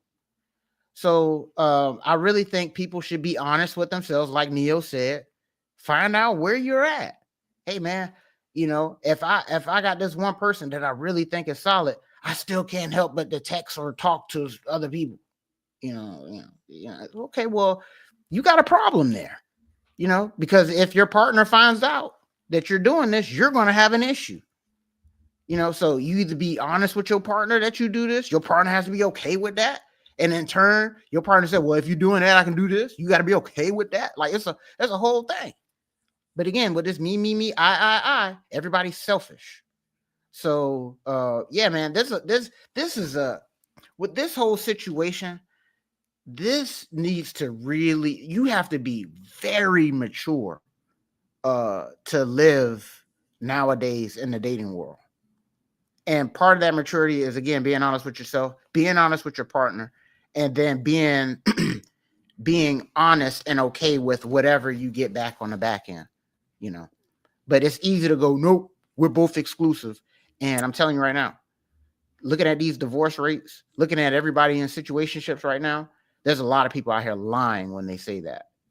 So, hey, man, people got to tighten up. And honestly, again, Neo's no trailblazer. I'm not calling him some, he's an industry man. He's into some weird stuff, I'm sure. All right. But the conversation point of, hey, man, I was honest with myself. Yeah, that's what I'm asking from everybody that's watching and listening. And if y'all are solid, man, make sure you hit the like and subscribe while you're at it. What Neo said applies to both men and women. When he said, whatever it is that you are, whoever you are, there are people who are aligned with you. Yes. And you have to put in the work and have the patience and fortitude to seek it. But don't be a liar and don't be dishonest. That applies to both men and women. Men, what he said is correct. All right. A lot of us, and I know guys who do this, and I've done this at times. I want this girl, but I also know that at some point there's going to be an expiration date, and I'll probably want to talk to somebody else. And so I've been dishonest going in. I did that a lot throughout my youth, and I recognize that, and I recognize my dishonesty, and I recognize how not beneficial it was to either person, myself or her, to be dishonest in that regard. And guys, we need to stop doing all that lying. For those of us who be lying like that. But for these ladies out here who fancy themselves one-man women, who fancy themselves, they fancy themselves monogamous, serial monogamous. They only want to be with one guy. They still think about the white picket fence in the house with the 2.5 kids and the dog. They want to get married and they want to have that security. They want to know that their man isn't thinking about any other women, entertaining any other women, sleeping with any other women. They don't even want to have the thought in their mind. They want to be able to rest assured that what they got is on a solid foundation that is devoid of any temptation. Just as Neil said, you can seek that as long as you look for it and find it and are honest. It's the same with them. They can get that. They just refuse to get it in the package that they don't want it in. And that's their biggest problem. Agreed. That's their biggest problem. They refuse to get that in the package they don't want it in. The same women who you described talking about those manizers, the women who have multiple dudes in their DMs and texting dudes on their phone and stuff, those chicks, all right? There's probably double the amount of guys who they left on red, or who they didn't respond to, or who they may have went on one date with and decided once is enough, I'm not going out with him again. Yep. Or they decided, maybe he's just not this enough. He's not that enough. Whatever it is, it could be superficial, it could be money, whatever, it could be height, whatever it is that made you determine that he wasn't fill in the blank enough for you, there's a decent chance that may have been the guy to give you what you want. But there's a pattern of behavior with the way that you go about doing this thing that leads you to a likely destination. And what I see a lot from a lot of women, not all, but from a lot of women, is a lack of accountability in that regard. They refuse to accept this. They want to try and get it in the package in which they are looking for it. And when they don't, they complain about all men. And that doesn't make any sense to me. It isn't all men doing this. It's the ones you're giving your time to. Correct. But they just seem to not understand that. And they use these 4-letter words like lame, boring, broke, and not lacking in ambition. All of these different characterizations that they use to justify why they are doing the same self-destructive stuff they've been doing their entire lives. And the same thing that they blame men for doing. Exactly.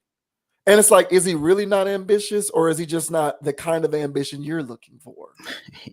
is he really not tall enough, or is he just not NBA tall? Yeah. It's that kind of stuff. The last thing that I'll say, and I've mentioned this on this channel before real quick, I think about the story that I had with my friend's sister. Me and my sister, and she had a friend that she was talking to on the phone. And my sister called me out to join in on the conversation because her friend was having relationship woes, right? And, why can't I find this or that? Or what's the problem? I keep running into this, blah, blah, blah, blah, blah. And so, I asked her, okay, well, what kind of guy are you looking for? Like, what are the issues? And she talks about how she wants a guy with ambition, 4-letter word. And she says, I just want a guy who's ambitious. I stopped talking to this one guy because he just wasn't ambitious for me. He wasn't ambitious enough. I wanted a guy who's more ambitious. And I asked her a question. I said, okay, you want a guy who's ambitious. So what if you were talking to a guy who was like an area manager for Walmart, right? So he worked his way up. He's climbing the Walmart ladder, and he's an area manager. I don't know the numbers off the top of my head, but area managers for a large organization like Walmart are pushing 6 figures because they're operating multiple stores in an area. It's a district manager. So they may run, I don't know how big the area is. It depends on the location, but they could be running 3 or 4 different Walmarts, right? They're the area manager. So this guy could be pushing 6 figures, if not a little more. I said, would you date this guy? Her response was, no, I wouldn't. She said she wouldn't date the area manager at Walmart. I said, well, why not? Well, he's Walmart. He's Walmart. So I said, oh, okay. So it's not that it's not that he's not ambitious. It's just the type of ambition. So you're getting so centralized and specific with your search that now even the type of ambition is a factor, let alone whether he's ambitious to begin with. Mm-hmm. And that's their biggest problem. Mm-hmm. They cannot get out of their own way in that regard. And until they accept that reality, they'll continue to be indulging in their own insanity. Crazy, bro. And honestly, bro, this situation, because you know, we've had previous conversations about Neo himself and just about this whole situation in general when it comes to dating and things. And I've had this stance, you know, from being in the dating market, in the pool, you know, experiencing things, having a lot of friends, and, you know, hearing their situations, what they got going on. And that's why I boiled it down to this conclusion that where Neo's coming from is what people need to be doing. And, you know, be honest with yourself. And, you know, being honest with yourself isn't, okay, well, I'm gonna stay solid and just be with one person now. That's not being honest with yourself. Being honest with yourself is looking at your history, you know, looking at how you feel about these things. And historically, if you weren't able to just talk to one person, you need to be honest with yourself and then let your future partner, if you're still out there in the pool, know that. Now, if you still already got somebody, hey, man, you know what I'm saying? Yeah, just stay solid or something. But my whole thing is that I do think that people do need to look outside of monogamy, because I don't think there's just one form of having a relationship with people. I think that there's so many people in the world, so many different palettes, so many different things are happening, that there's going to, by nature, be different ways that people get together and have relationships. So this trying to force everybody into this one bucket, and then therefore you have a psychological issue because you aren't in that bucket, I think is dangerous rhetoric from that woman, that Bryant woman. Okay, that wellness coach. She is not a doctor. All right. Yeah, yeah, man.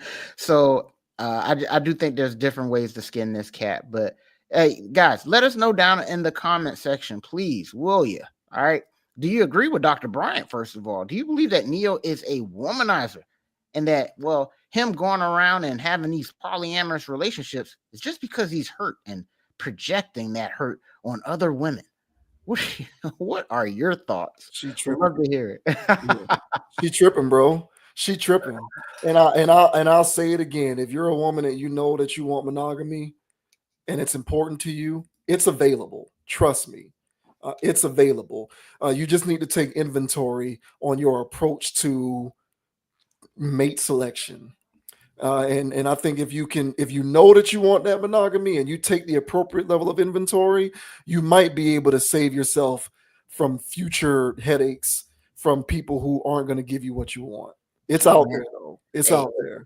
And it might be a Prius. It ain't gonna be no G-Wagon.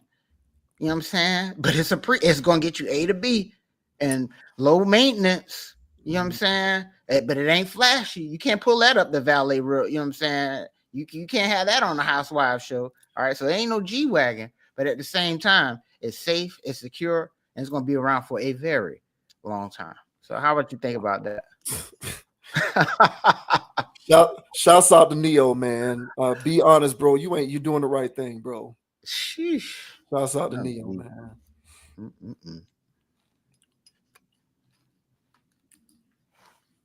Now we're going to give our thoughts on the recent unaliving of the United Healthcare CEO, but more specifically, the trend of kind of, I don't want to use the word celebrate. That's a strong word, but there is a particular form of ideology that is kind of going around suggesting that this guy did us a favor or did the world a solid. I want to be delicate with how I frame this because I want to make it very clear that I am not, the views therein are not necessarily the views of me, but this is more so an observation in modern society and how these situations play out in the mainstream popular culture world when it comes to how situations like this are gleaned by the masses, because there's a sentiment amongst a growing segment of people, at least on the internet, that this was something that was done in the service of the people. So this says United Healthcare CEO unalive just in time for a morbid Christmas gift. Luigi Mangione fan-made merch floods Etsy. The man accused of fatally shooting the United Healthcare CEO is being celebrated by a portion of the country And now some are trying to make a buck off that twisted admiration.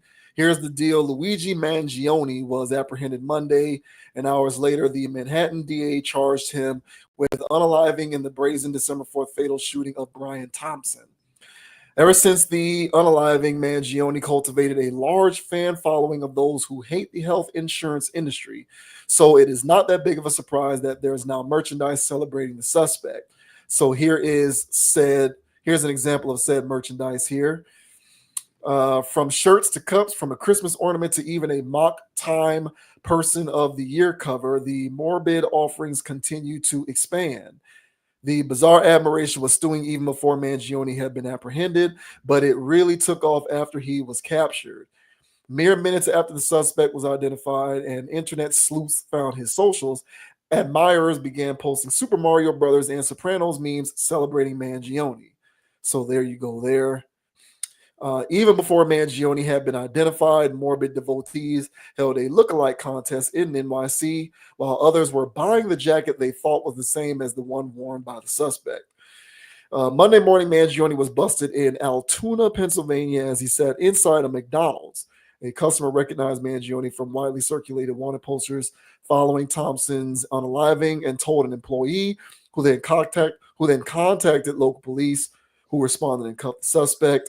Authorities recover the alleged, pistol Mangione used in the unaliving and a 3-page manifesto he had written railing against corporate America and the healthcare industry, according to the cops. So, people apparently are trying to capitalize on this situation, and they're developing merch using his namesake as a way to try and make money off this situation. But otherwise, there's a growing segment of the population who seems to be kind of heralding this situation. So what do you think about that? Yeah, man, I was when I first heard this situation, I was definitely shocked. In the sense that, something like this would happen.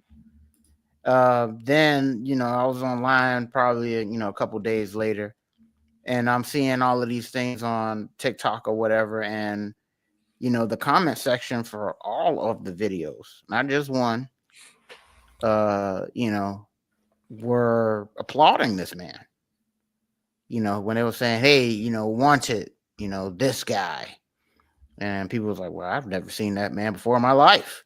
It was all of that stuff. And it was like, I don't see anybody in this picture, all of these things. And people was like, why don't they file a grievance claim? All of these things. And people was like, wow, the people really are enjoying this. And so for me, this was an interesting situation. Whenever something like this happens, my antennas go on, they go up, and I start putting my hat on. So I like for details to come out. I like for things to play out so I can have a synopsis of what I just witnessed and what the world just witnessed before I jump to any conclusions. So I'm still digesting this whole situation. But what I do find very interesting is the overwhelming majority of people that are, I don't want to say applauding this, but applauding this. they were like, hey man, I think that I really believe there's going to be copycats after this one. Not personally, and I'm not calling for violence, and I don't condone this one. But at the same time, man, I really think that this guy is going to go down in history as a hero to a lot of people. What's going to be the fallout of this? I don't know, man. So all of this stuff, I'm still digesting it all, but I was really surprised to see how many people spanning all ethnic groups, all socioeconomic backgrounds, that feel like that justice was served here in some way. And I say this before I let you go. I think that this also shows, this is a reflection of how many people are starting to feel disenfranchised right now. Yep. And again, this is spanning across all groups of people. I saw everybody in that comment section just eating it up. So much so that why wouldn't they be merch just in time for Christmas? So this is a very interesting situation. I didn't know this many people. I mean, I know people don't care for stuff like this, but when somebody gets unalive like that, you'd think there'd be some sympathizers. Haven't seen one. So what are your thoughts, man, on the people, heralding this guy as some type of I don't know, I guess revolutionary, some guy that's fighting for the people? What are your thoughts, man? It's a Robin Hood effect. Mm-hmm. It's a Robin Hood effect. It's this individual in a roundabout way stole from the rich to give to the poor. Mm-hmm. You know how Robin Hood in the literature, Robin Hood was celebrated because even though he was committing crimes, he was committing crimes on behalf of the people. A more modern example perhaps is John Dillinger, the Depression era guy from the 30s, I think, or the 20s or whatever. They made a movie about him with Johnny Depp, played John Dillinger. And even though he was a criminal and he unalived people and he did some wild stuff, collectively amongst the people, he was celebrated in a lot of ways because he was viewed as sticking it to the power structure, giving it to the man who has its boot on the neck of all of the working class poor people who are out here putting in all the work but can't afford to actually live and enjoy life. And so Dillinger was viewed as a kind of a quasi-hero as a result of that. This kind of had an effect to me. In our first topic, we talked about Waka Flocka and my general thesis behind Waka Flocka saying that he gives away 70% of his money is the mindset can put him in a position to create infrastructure which allows for people to have a more equitable stake in catching up to the of evolution of world markets. That's how I look at it. I think right now we're at a very delicate inflection point in westernized society. I think, anecdotally, because I don't necessarily have data to back this up, but just based on what I'm seeing, I think we are at a tipping point right now where the world is evolving right before our very eyes. And what it's evolving to is going to require a particular set of skills in order for you to be viable in that new economy. And if you don't possess those skills, you're going to get left behind. I believe that. So right now we talk about this wealth gap getting wider and wider. I believe that too. I believe that it's widening because right now the amount of people who have access to the resources to learn these skills and the people who are knowledgeable about these skills, it's that represents a small percentage amongst us. And the majority of us at this point, percentage-wise, don't have access to that knowledge base. So a lot of us are being left behind when it comes to having the wherewithal to keep up.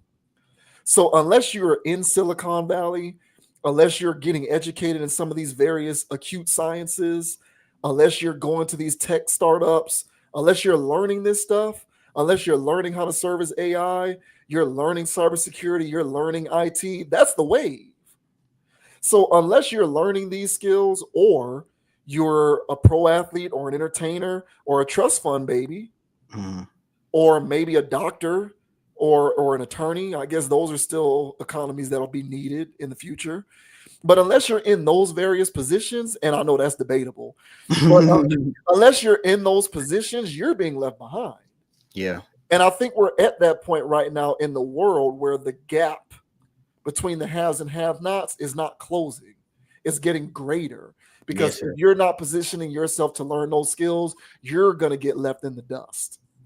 And the reason why I bring that up is because as the greatest amongst us get left in the dust, and more people no longer are making the income to keep up with the inflation and the rising costs of goods and services and everything else, you're going to see this kind of sentiment play out more and more, where you're going to have more angry, bitter, disenfranchised, disillusioned people who want to stick it to the man because they're not getting their fair shake. Mm-hmm. And that's when you see this kind of thing play out. And I'm not condoning it. I'm just trying to explain the pathology. Mm-hmm. This is why I think you're seeing more and more of this happening. I really do believe we're at that very, very delicate stage in our civilization. You know? And so it's incumbent upon everybody to understand this and figure out how you can position yourself to not be victimized by this, because it's going to keep passing you by.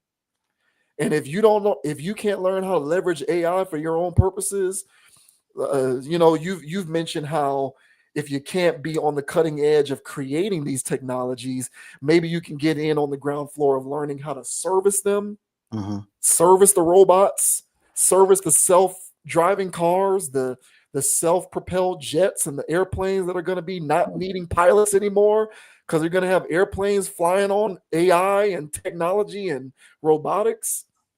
People aren't going to be needed anymore. I've been saying this for a long time now, and you know, people might think I'm talking crazy here, but we're getting to a point where people are not going to be needed anymore. Yeah. And if you're not needed anymore, you can't make money. And if you can't make money, you can't contribute, you can't pay your taxes, you can't pay your mortgage, you can't pay the car note. What are you going to be doing? We're really going to be living in Mega City 1, bro. It's gonna be like Judge Dredd out here. 1, and it's gonna be all of the rich people living in the 1,000-story penthouse, and the 90% of the poor people living in the slums, getting rounded up for indentured servitude. And those 90% of the people are going to be those same people making merch, thinking that this guy did everybody a favor. That's the dynamic that's playing out, I feel. So, you know, it is what it is, man, but this train ain't slowing down. That's one thing I do know. And if you're not figuring this stuff out, learning these skills, these technologies, good luck, because that's where we're headed.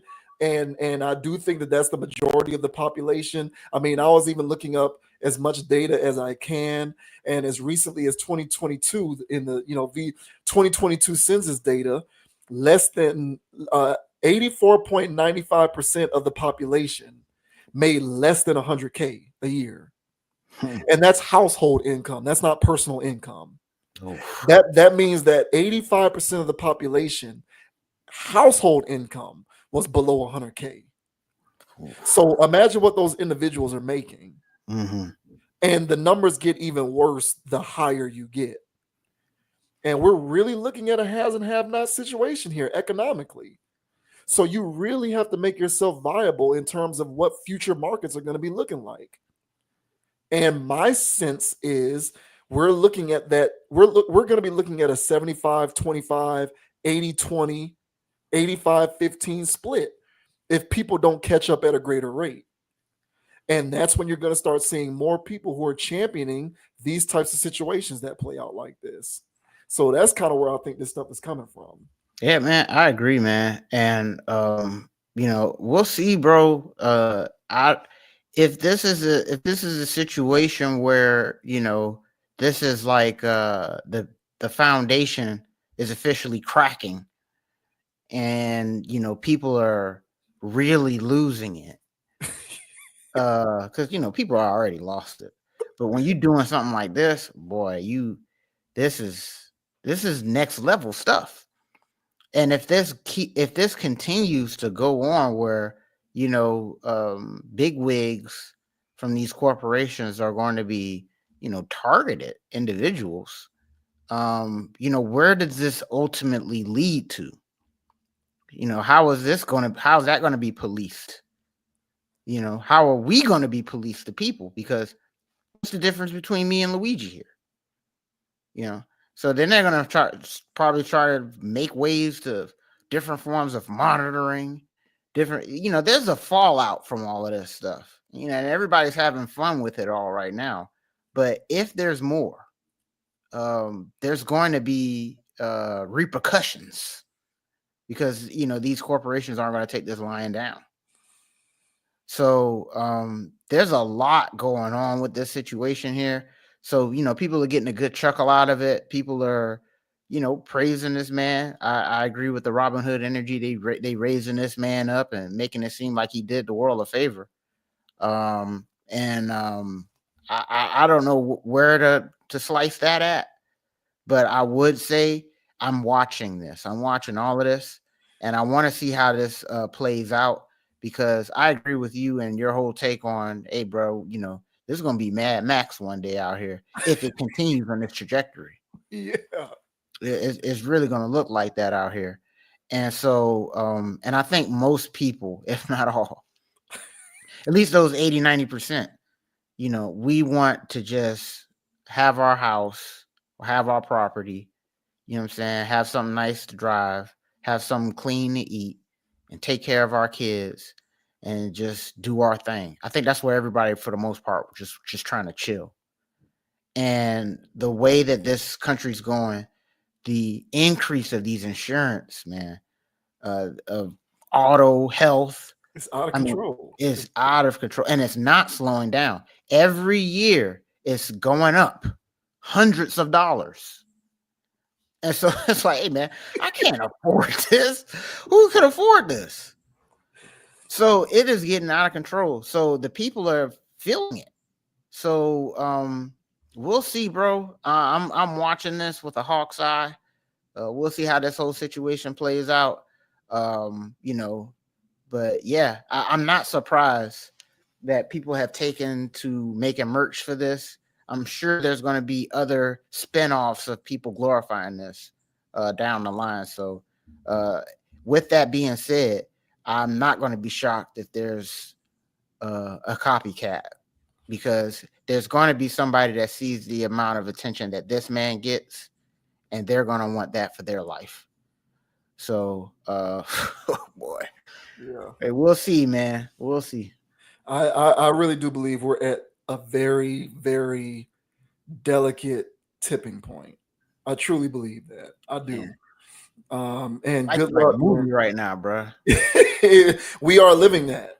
We're living it. I don't know. I think people realize it because they feel the squeeze, but I don't think the full brevity of it is understood by most. Right. We're inching to that point. And it's crazy, but I totally, and again, I'm not condoning anything. I'm not excusing anything. I'm not saying that it was right or fair or just. I'm just trying to explain the pathology behind the thought process, because it is very real. And there's a lot of people who are hurting out here. Most people, I would say, are hurting out here. And when you're staring down the barrel of, you can't even take your kids to Universal Studios because it's going to run you $2,000-$3,000. Not to mention the maintenance fee on your vehicle and the hotel costs and all this stuff. It's real out here, and people are trying to figure out how best to adjust. And it's happening so fast, and the gap is getting so wide so fast that it's widening too fast for people to have time to figure it out. Agreed. It's crazy. Sheesh.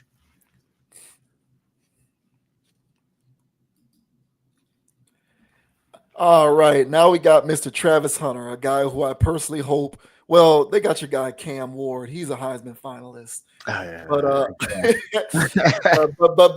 I'm rooting for Travis Hunter. In part because he was supposed to be at Florida State, and Dion fleeced him. Dion fleeced him. But that's not why we're talking about Travis Hunter. We ain't talking about Travis Hunter because of the Heisman Trophy. We're talking about Travis Hunter because many people are alarmed that he might be setting himself up for some sort of ruin if he doesn't break up from his current girlfriend. So let me go ahead and find this link real quick. For anyone who is unaware of this, an interaction between Travis Hunter and his girlfriend went viral after Colorado's, I believe, senior day game, when she appeared to be like dejected or have an attitude. She appeared unhappy and ungrateful, and people just didn't really take too kindly to her perceived reaction or behavior at the time. In retrospect, people started doing some digging on this chick and her social media activity, and the internet is surmising that Travis Hunter may be in for a world of hurt It is the internet. The internet is surmising that Travis Hunter may be in for a world of hurt if he does not, remove himself from this woman's company, which I think is going to be easier said than done, because I think he proposed to her. Yes, he did. He's engaged. Right. So yeah, he proposed to her. So this says, bro, save yourself, man, run. Everyone is begging Travis Hunter to leave his girlfriend after shocking video surfaces. Everyone was begging Travis Hunter to dump his girlfriend after she revealed having initially ignored him at first because he wasn't her type. The Colorado star is in a serious relationship with Leanna Lene, I think that's how you say that, who went viral after she appeared to be pissed at him after his senior day win over Oklahoma State. They recently went on stream together, and Travis would reveal shooting his shot via Instagram. Leanna revealed that the player didn't tickle her fancy as he wasn't her type, so she left him with the crickets. Of course, he got through eventually. She also admitted that she has the proclivity to blow up when things don't go her way. So here is them on that particular stream in which they are discussing this. So here we go. Let's see. So let me go ahead and blow this up. So yeah, this is him talking about he shot his shot. She ignored him. He wasn't really her type at first. But then she also talked about how she can, feel a certain type of way if things don't go her way. I shot myself on Instagram and she dubbed me. I didn't dub. I just didn't respond to him. He wasn't my type. We be fighting. I don't be fighting. She be fighting. She's fighting. Like I said, I like things my way, and if it doesn't go my way, then I don't like it. I don't even sound like that. That's the funny thing. That's all I be hearing when she be crying and talking. I don't even cry for real. Even though she get mad at me a lot. I have to bring that up. Nah, she get mad at me every day, y'all. The reason why is because I'm a very particular person. Like, organized is like not even the word. Like, I like everything in order in my way, and if it's not my way, then she wanna blame it all on me. Somebody just said, "Don't marry her. She got an attitude and she mad all the time." Boy. Yo, when I seen she say she was mad all the time, but she's really not mad all the time. You see, I'm not. I'm not gonna lie, I do have an attitude problem. I really do, but I have to grow as an individual. You're not the crazy thing is her attitude. Oh boy. Whoa.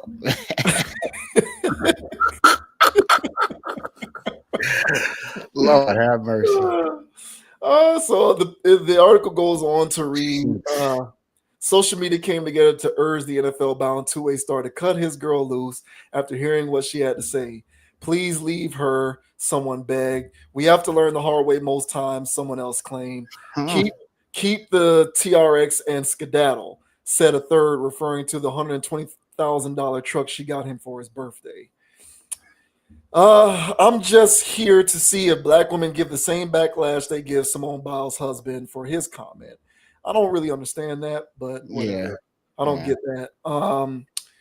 So she went and did a quick Google search and he became her type. A fan joked, she's going to take him for all his money. Another user moaned. Bro, save yourself, man. Run, someone advised.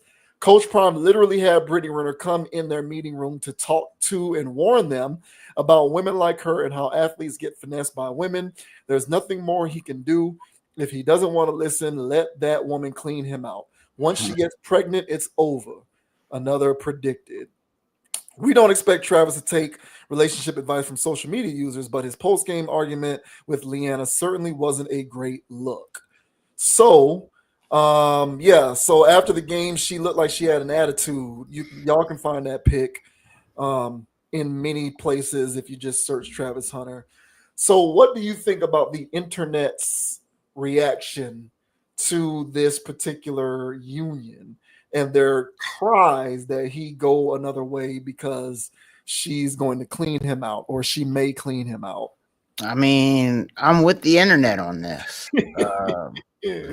Man, back in the day, bro, the internet was just always, it just seemed like they was always outraged about the wrong thing. Or, I mean, there are bigger fish to fry in the world. But what I mean by they would always be, it's just fake outrage, or they'll have this take on something that's like, But lately, man, the internet they be internet in the right kind of way. And for this situation with this young man, I think everybody sees it. I think everybody sees that she's crazy. And he needs to leave this alone. You know, he's in no position to be chasing some basic ass. You know what I'm saying? She basic as hell and she crazy. So I knew he was dealing with her. He was dealing with this girl like his senior year of high school, something like that. So he was still a kid or whatever in some respects. But you know, he is very naive to how people can be. And I think the internet, seeing how she is now, she is not going to change. She is locked in on her insanities, and her showing out that day at senior day or whatever is just one of many episodes that this young man has to deal with behind closed doors. And as he said, hey man, she's all, she's always upset about something. But then he turned around and say, well, she's not always mad. Look, she's not mad now. But then she says, well, I got to work on myself. But whenever you hear a girl say that, bro, hey, I got to work on myself. Just run for the hills, man. You don't need that because she's not going to work on herself, A. And B, she already knows she's crazy as shit. So this young man, yeah, I agree with that one commenter that mentioned that Dion brought Brittany Renner out here for this exact reason. No, this is not an apples to apples situation that this girl was, doing exactly what Brittany Renner did in the context of she was in her 30s. You know what I'm saying? When she stepped down on this, but this girl's she's older than Travis.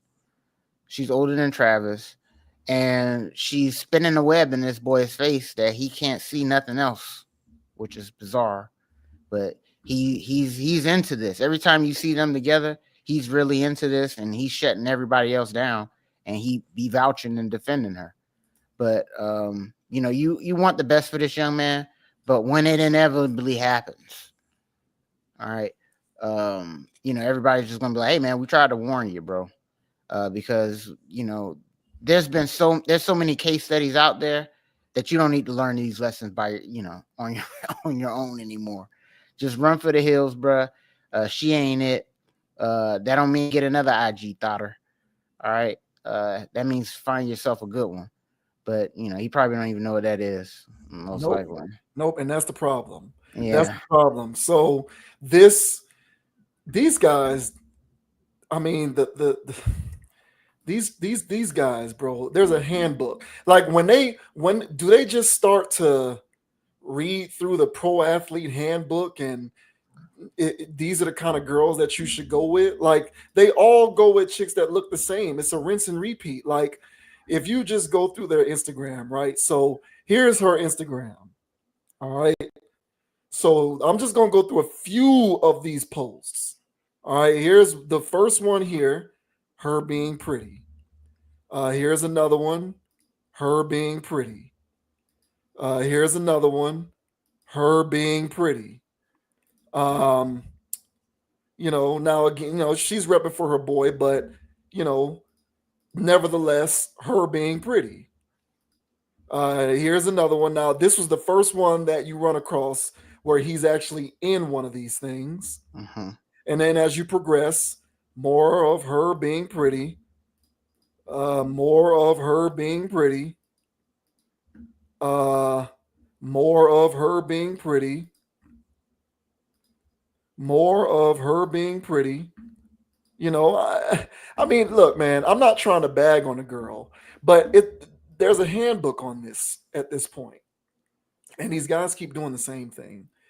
And I have resigned to the fact that I am no longer going to rail against it because they can't help themselves. They don't know any better. These young, impressionable kids who come into this microwave money. Kevin Samuels used to talk a lot about this. They have not, in addition to financial literacy, they also need to receive some sort of woman literacy. Yes. And that's the kind of education that they don't have. Now, Prime tried to give it to them by bringing in perhaps the biggest culprit of them all when it comes to this kind of behavior, and it clearly looks like it fell on deaf ears, because all Travis Hunter has done since then, apparently, is get with a Brittany Renner acolyte, because that's what this girl looks like. She looks like a future Brittany Renner, a future Erica Mena. That's what she looks like. They all look the same: skin complexion, hair length. They all kind of, it's the same blueprint. They're the same rubric of a woman. Tattoos in all the places they want them. These women all look the same. And, you know, at this point, I've resigned to the fact that I'm going to stop railing against it and just let it happen. It's like painting nails, right? Yeah. And one thing that I'm not going to do, which I've been stopped doing, and I told you this, is I'm no longer giving these guys passes. So if the bottom falls out on this, he will be responsible. And I will be right here to blame him for what happens, because it's going to be his fault. It's going to be his fault, man. 1,000. These guys need woman literacy courses desperately, because they keep making the same mistake over again. They can't get out of their own way. They see the pretty face and the body and the cute and the tattoos and the long silky hair, and they lose their minds.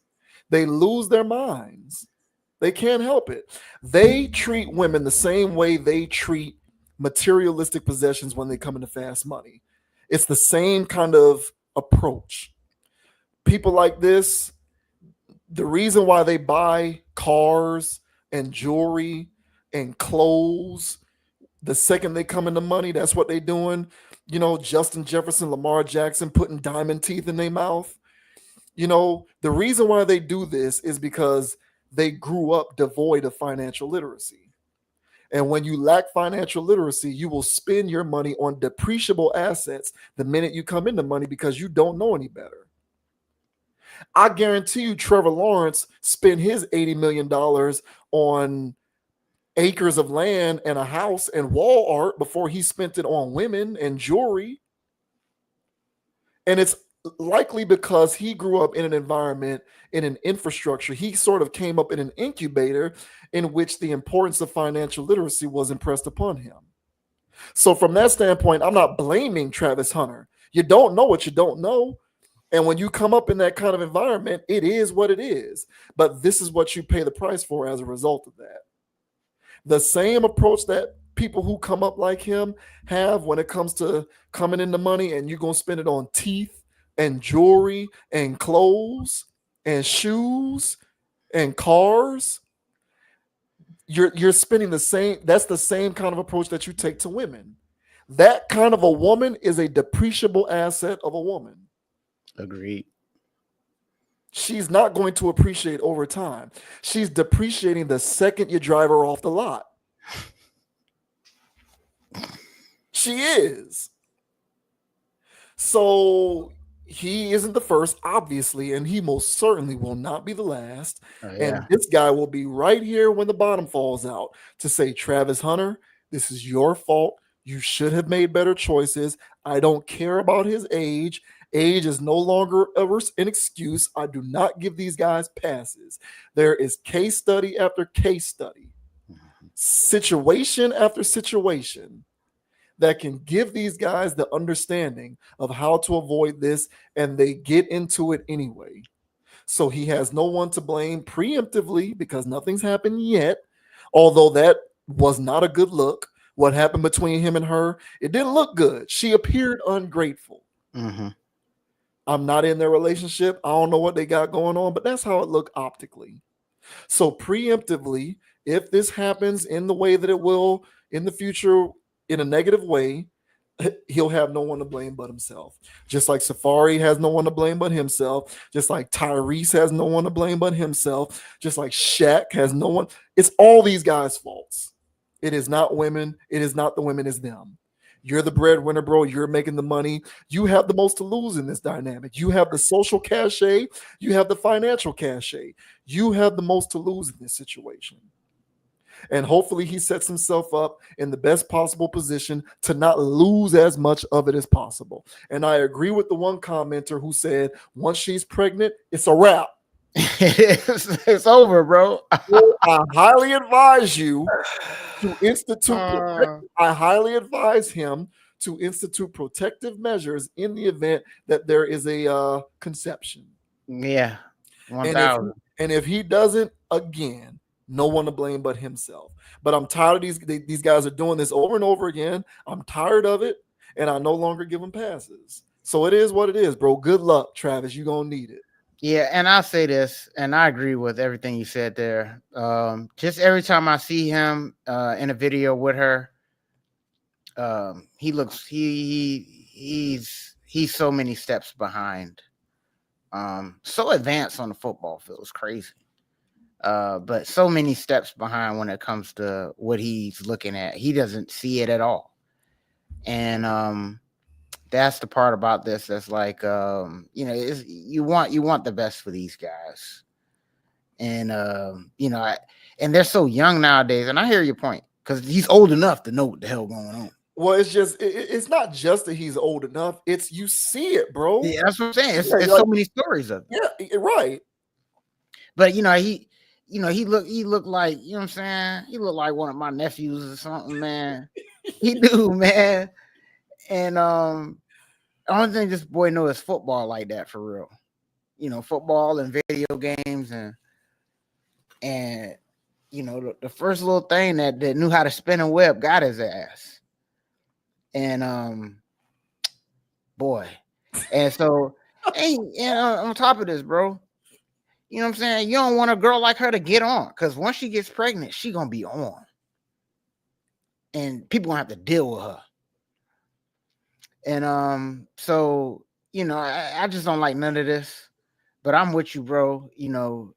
I'm feeling sorry for him now. Once it happened, I'll have my initial like, damn, bro. But then I gotta move on. I'm already moving on, but I'm treating this like how you were saying. It reminded me of hey man, you got to treat these dudes like the nail painters. Like like how I just let that go. Like you got to let these dudes, they're going to do this. They are. Yep.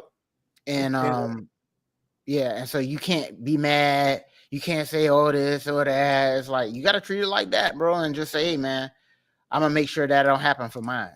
And that's the best thing you can do. So, hey man, best of luck to you, Travis, bro. I'm wishing these internets one day, you shouldn't listen to the internet, but in this situation you should. All right, bro, take heed, man. There's enough people out there that see this girl for what she is. And everybody just want the best for you, man. Or any other young coming athlete, man. You gotta watch yourself around these floors, bro. And as you said, bro, you know what I'm saying? If the IG is just that, you know what I'm saying? Just I'm pretty. Run for the hills, bro. Run for the hills. They can't help themselves, man. That's what I'm saying. It's some kind of it's an immaculate inception. It really is. These women all look the same. It's uncanny. These guys get, and you see these, they all look, it's like a skeleton. Mm-hmm. It's like there's a base skeleton, and you can swap out an outfit here, swap out a pair of shoes there, swap out an eyelash length here, a BBL there. Swap out a tattoo in this location for another one. But otherwise, it's the same formula, looks wise. And they can't help themselves, man. They'll never stop doing it. So run, Travis, run. What can you do? What can you do? It is what it is. And it's a countdown until we see the next one. and this guy is going to be a lottery top 10 easily. he's probably going to be the first non-quarterback taken. He can go as high as the 3rd quarterback in the draft overall. The dude is just disgusting as a prospect. Right. He's going to go into the league and day one have an impact. Day one. 1,000. Day one. Sky's the limit for his career. Mm-hmm. So it will be very unfortunate if it's in any way derailed because of his judgment when it comes to women, which is the most sad, unfortunate thing ever. It really is. Agreed. Good luck, Travis, man. Good luck, bro. You're going to need it, man. Yeah, seriously, dude. Golly.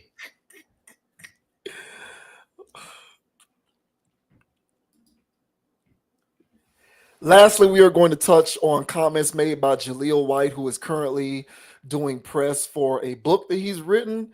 Jaleel White is now doing the author thing, and he recently was doing a speaking engagement, and he touched on his ostracization from Black art because, you know, he said that if it's not a hood story, then it's not a Black story. And he always knew what lane he would occupy, being that he came from a family show like Family Matters and like the area in terms of how it's perceived when it comes to, like, you know, art and television and all of that kind of stuff with respect to Black people, right? So he's like, hey man, if it's not a hood story, it's not a Black story. And so in certain respects, he feels snubbed in that regard in terms of, you know, when people think about, you know, Black entertainment or Black art, you know, according to him, Family Matters is often not really talked about. People bring up other things like Martin or Living Single or shows like this, you know, Wayans Brothers, even probably people will bring up stuff like that before they bring up what he was involved in because of the nature of what they did. So here is what Mr. White had to say. Being a part of the TGIF brand sometimes makes you feel like you don't completely belong in the pantheon of Blackness. You know, Blackness has been treated as a very monolithic experience in entertainment. You know, if it's not a hood story, it's not a Black story. And, you know, sometimes I feel left out of that, you know, so it's like, you know, like if there's ever a poll and they say, oh, what are your favorite Black shows? And, you know, Martin is in there or Living Single or any of those guys, I already know we coming in last. But if there's ever a poll and it's just like your favorite family shows and suddenly Martin's not in there or whatever, all of a sudden we rank really high. And so it's kind of interesting in how we look at ourselves, to be quite honest, even as Black folks. And somehow I became a symbol for Black male nerd culture, to be quite honest. I mean, I know this for a fact. Any brother that grew up in the 80s and 90s, well, 90s and 2000s, wearing glasses, he was told at school he looked like me. He was called Urkel. And he didn't look anything like me, guaranteed. But still, his peers would find a way to call him Urkel, and even girls to that extent. So it's really humbling to see how far nerd culture has come. And really, it's not nerd culture; it's smart culture. It's hobbyist culture. It's skateboarders. And I could never have known in a million years that I would be the face of that. I never could have known that. Oh, God. Hey, no free shout outs, man. So yeah, this is the second time in what, 2 weeks? Or did we talk about him last week, or was that 2 weeks ago? A couple weeks ago. So yeah, this is the second time in as many weeks that we have talked about him on the channel. What did you think about that? I mean, I saw his point. I was disagreeing, bro, because, you know, at least from our cohort, man, Family Matters is up there. But I think his overall thing, because I guess he looks at these polls because he's invested. But, you know, when you ask people what's their favorite TV show, you know, growing up or whatever, yeah, Martin's going to be up there. And Family Matters is up there for me. But then when he qualified and I said, "What's your favorite family show?" Then Family Matters goes all the way up there. Then I said, "Oh, I see your point there." But Family Matters is still high for me. I like Family Matters more than I like what's the Fresh Prince. Yeah, I did. I would rather watch Full House instead of that. Not Full House, Family Matters. Mm-hmm. And so, but yeah, man, TGIF, man, that was the play. Was Urkel the universal punchline? He was the universal punchline growing up. In school, that was the joke.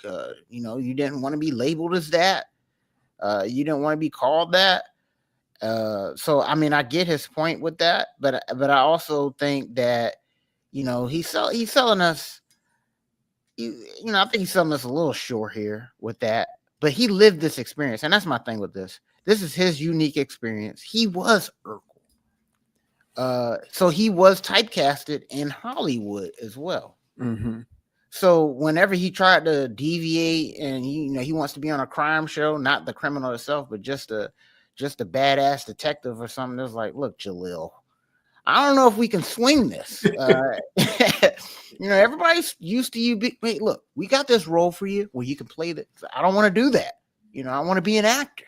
He's talked about that too. He's talked about how Urkel essentially doomed him into being typecasted. Yeah, he thinks he's a real thespian. So he wants to be really out there acting.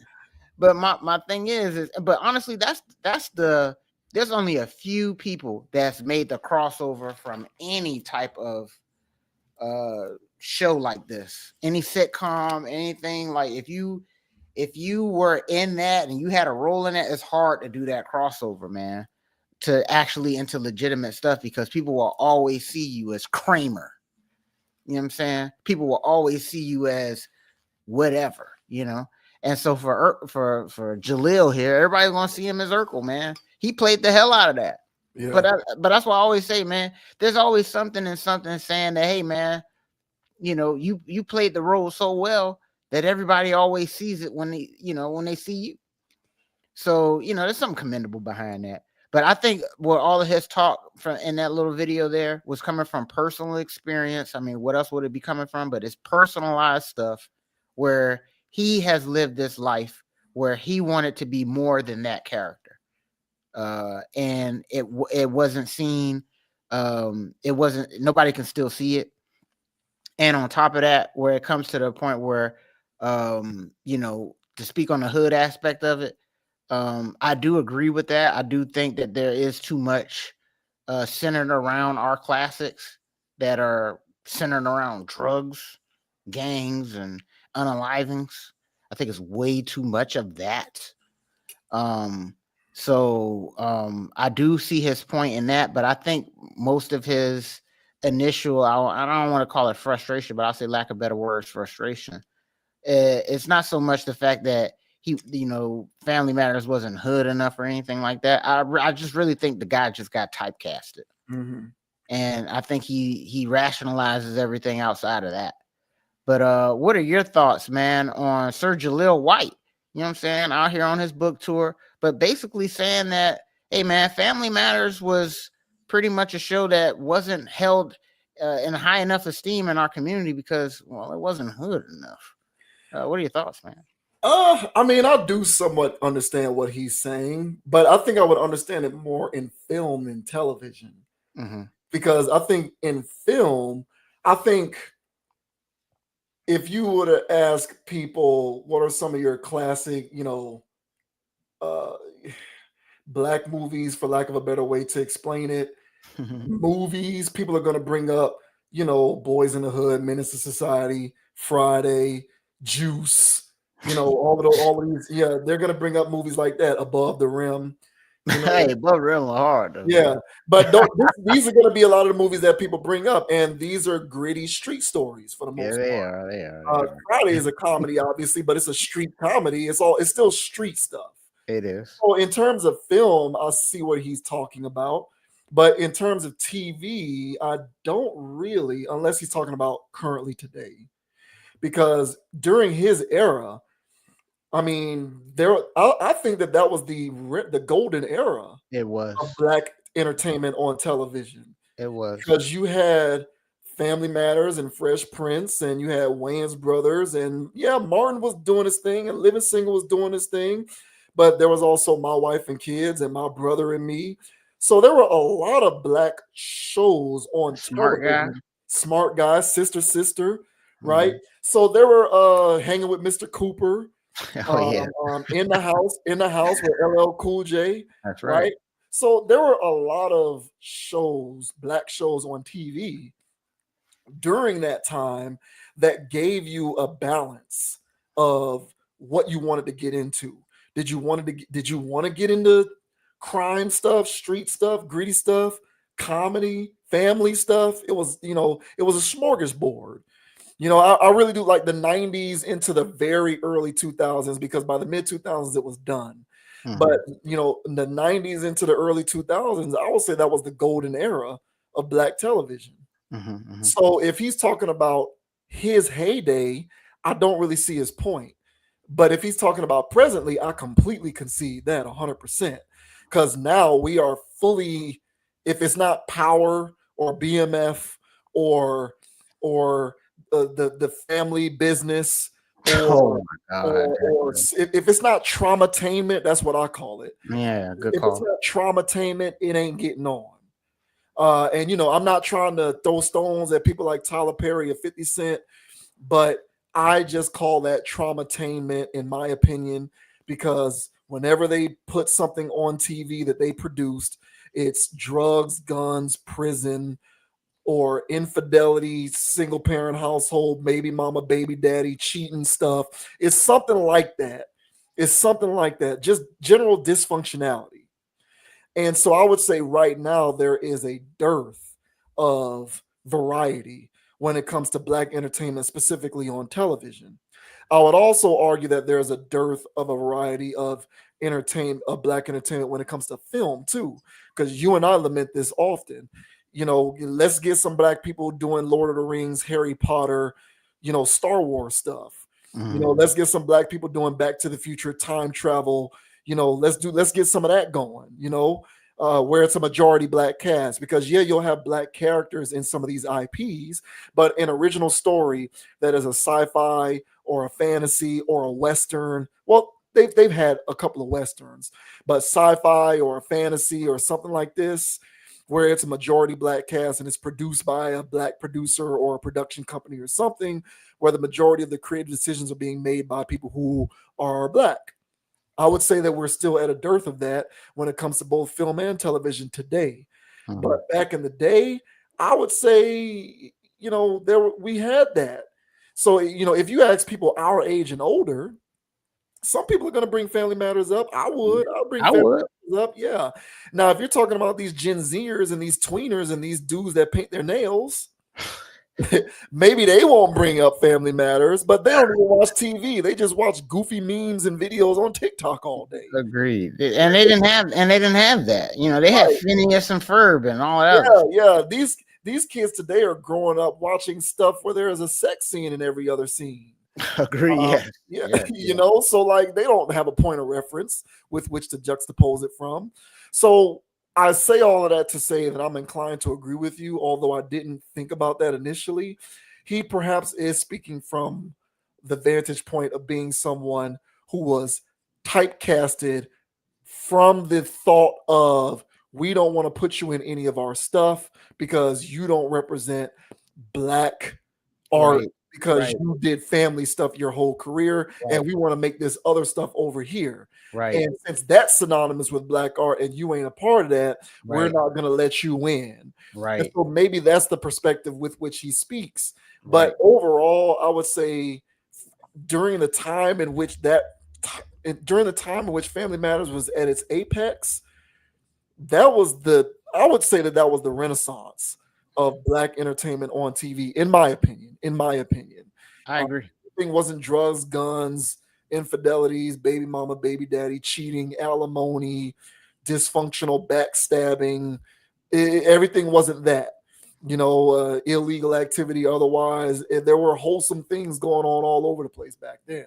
And I would say that for the time was black art just as much as the street stuff in movies was the black art back then, or the street stuff in both movies and television is the black art today.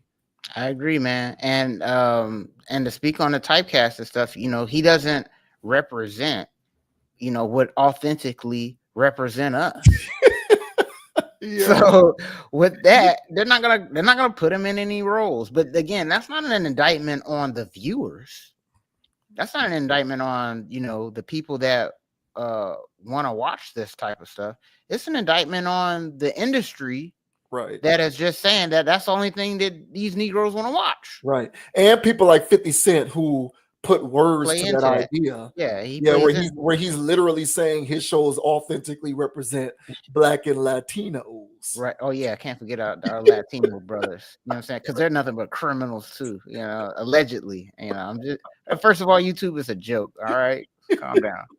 But yeah, that's what they think of us, man. And so nah, man. I don't know if good wholesome comedy. I think it's still room for that. And I think that there's still room for that. Now, sitcoms, just in general, I mean, those shows still come out every year. They do. Or every other year. So there's still sitcom-y things happening, but they're still cringe and they're following the old formula. But I do think there's room for a family comedy still. And because even though, my wife and kids came later, that's some funny stuff, bro. It was funny. Yeah, that's some funny stuff, especially for the time that it came out in. The heyday was pretty much over for the most part, but they were still making quality family home comedy stuff. So, so there's room for it still. The people still want to laugh. People still want to see wholesome. So I don't think it's so much an indictment on our community. I think it's more of an indictment of how they've been conditioned. Correct. Yeah. So, but shout out to Jalil, man. I feel like, being a character like that, being Urkel like that, and yeah, bro, being that character, being him, literally the guy that personified, like he said, nerdisms. Yeah.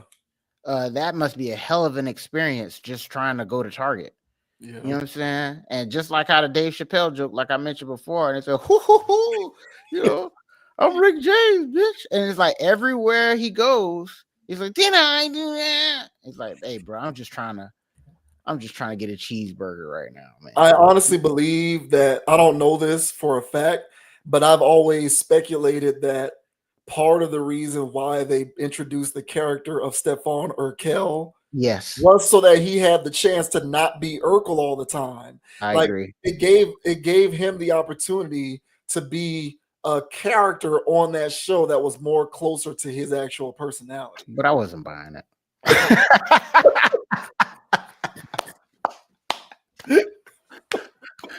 But I knew, but I agree with you. Even at that time, I was like, man, he's just trying to show us how he really get on. And it's like, but I don't really think he get on like this. But I felt like it was just supposed to balance out. Like, hey, man, just look at this guy a different way. And it's like, sorry, bro. I mean, this is what it is. Yeah. And that's what TV does. And that's the people say, oh yeah, it's just suspension of belief or whatever that saying is. And it's like, nah, man, people really take this stuff on. And when they watch it, they see that person. And so I can't help but sometimes to call him Urkel. Hey, that's Urkel. Yeah. And it's like, I know his name, and I've been to his name, but I'll still say Urkel first. And that's his life. So every time he internalizes something, every time he has a take on something, it's through those lenses. So I'm pretty sure that's why, he was coming off like that. But there's truth to what he was saying. But I also think that there's truth to what I'm saying is that, he sees worlds through his Urkel lenses, no pun intended. And that, he might be a little this or a little that at times because he had to grow up like that. Yeah, he might feel some type of way. Yeah, I would say feel some type of way. Yeah, I agree. Yeah, that reminds me of another Chappelle joke where he's talking about people doing celebrity hero worship, and he's like, you know why we got to give out fake phone numbers He was like, he's like, when you go and watch a movie, what does the character always say? Hey man, what's your phone number? 555-555-555. And he's like, you know why we got to do that?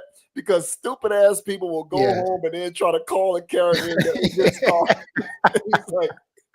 He's like, hello, is Indiana Jones here? Exactly. Like, no, he's fake. It's not his number. But yeah, I mean, that's probably a lot of what he experienced, man. Look, I feel for the guy. I do. He seemed like a genuine dude to me. You know, I do think that there is an element of ostracization that takes place on his behalf unfairly, because the current form of Black art and entertainment is cut from a particular mold. I think he was more appreciated 20 years ago. And I think now he's just kind of looked at as an other.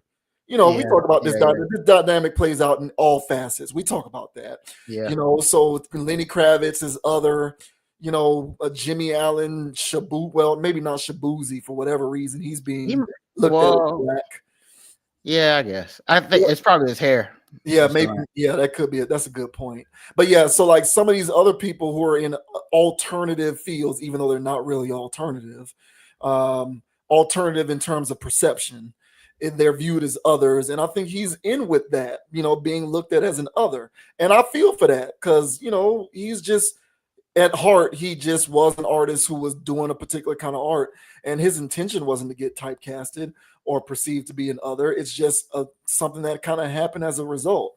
So I feel his pain in that regard.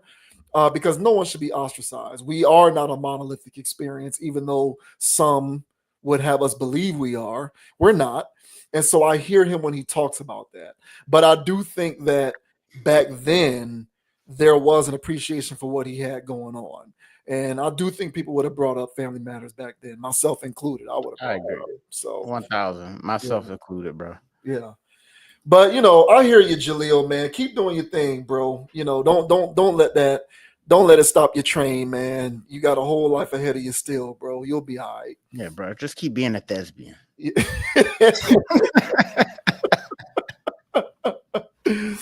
was always a funny word.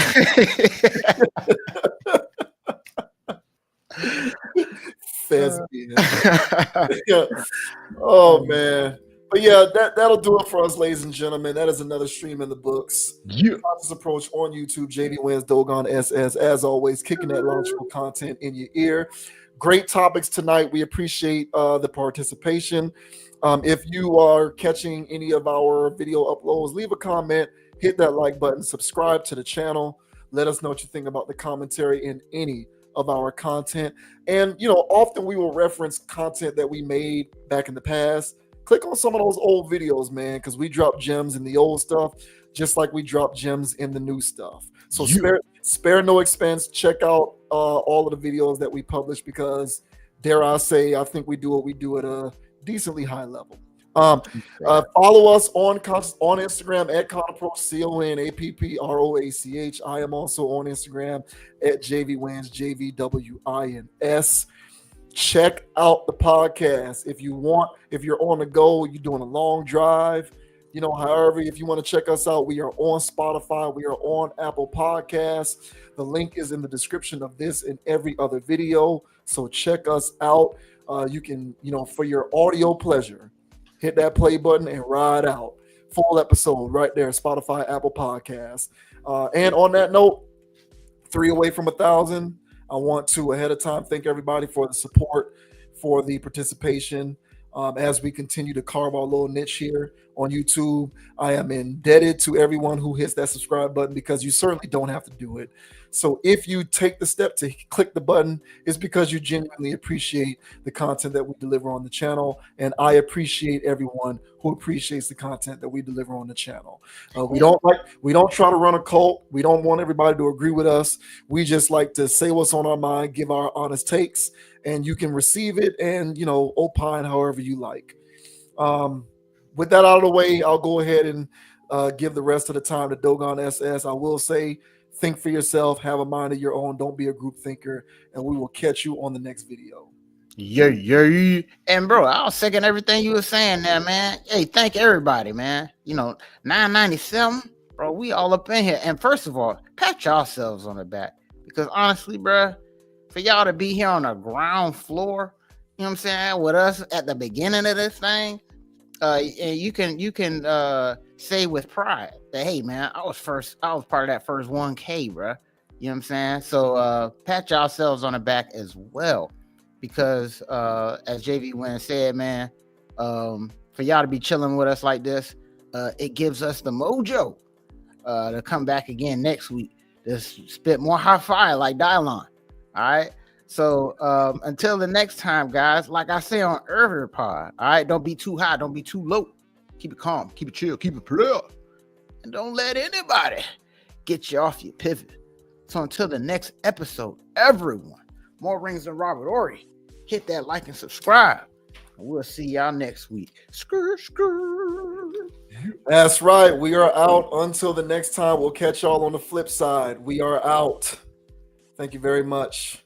Peace. Go Canes for life. We ain't make a championship. And Pat, man, make sure you get a damn good haul for that Jimmy Butler trade because we know it's coming. Oh, please trade that man. Get him out of here. Oh, Heat too while we at it. Skirt. Yeah. Hell yeah.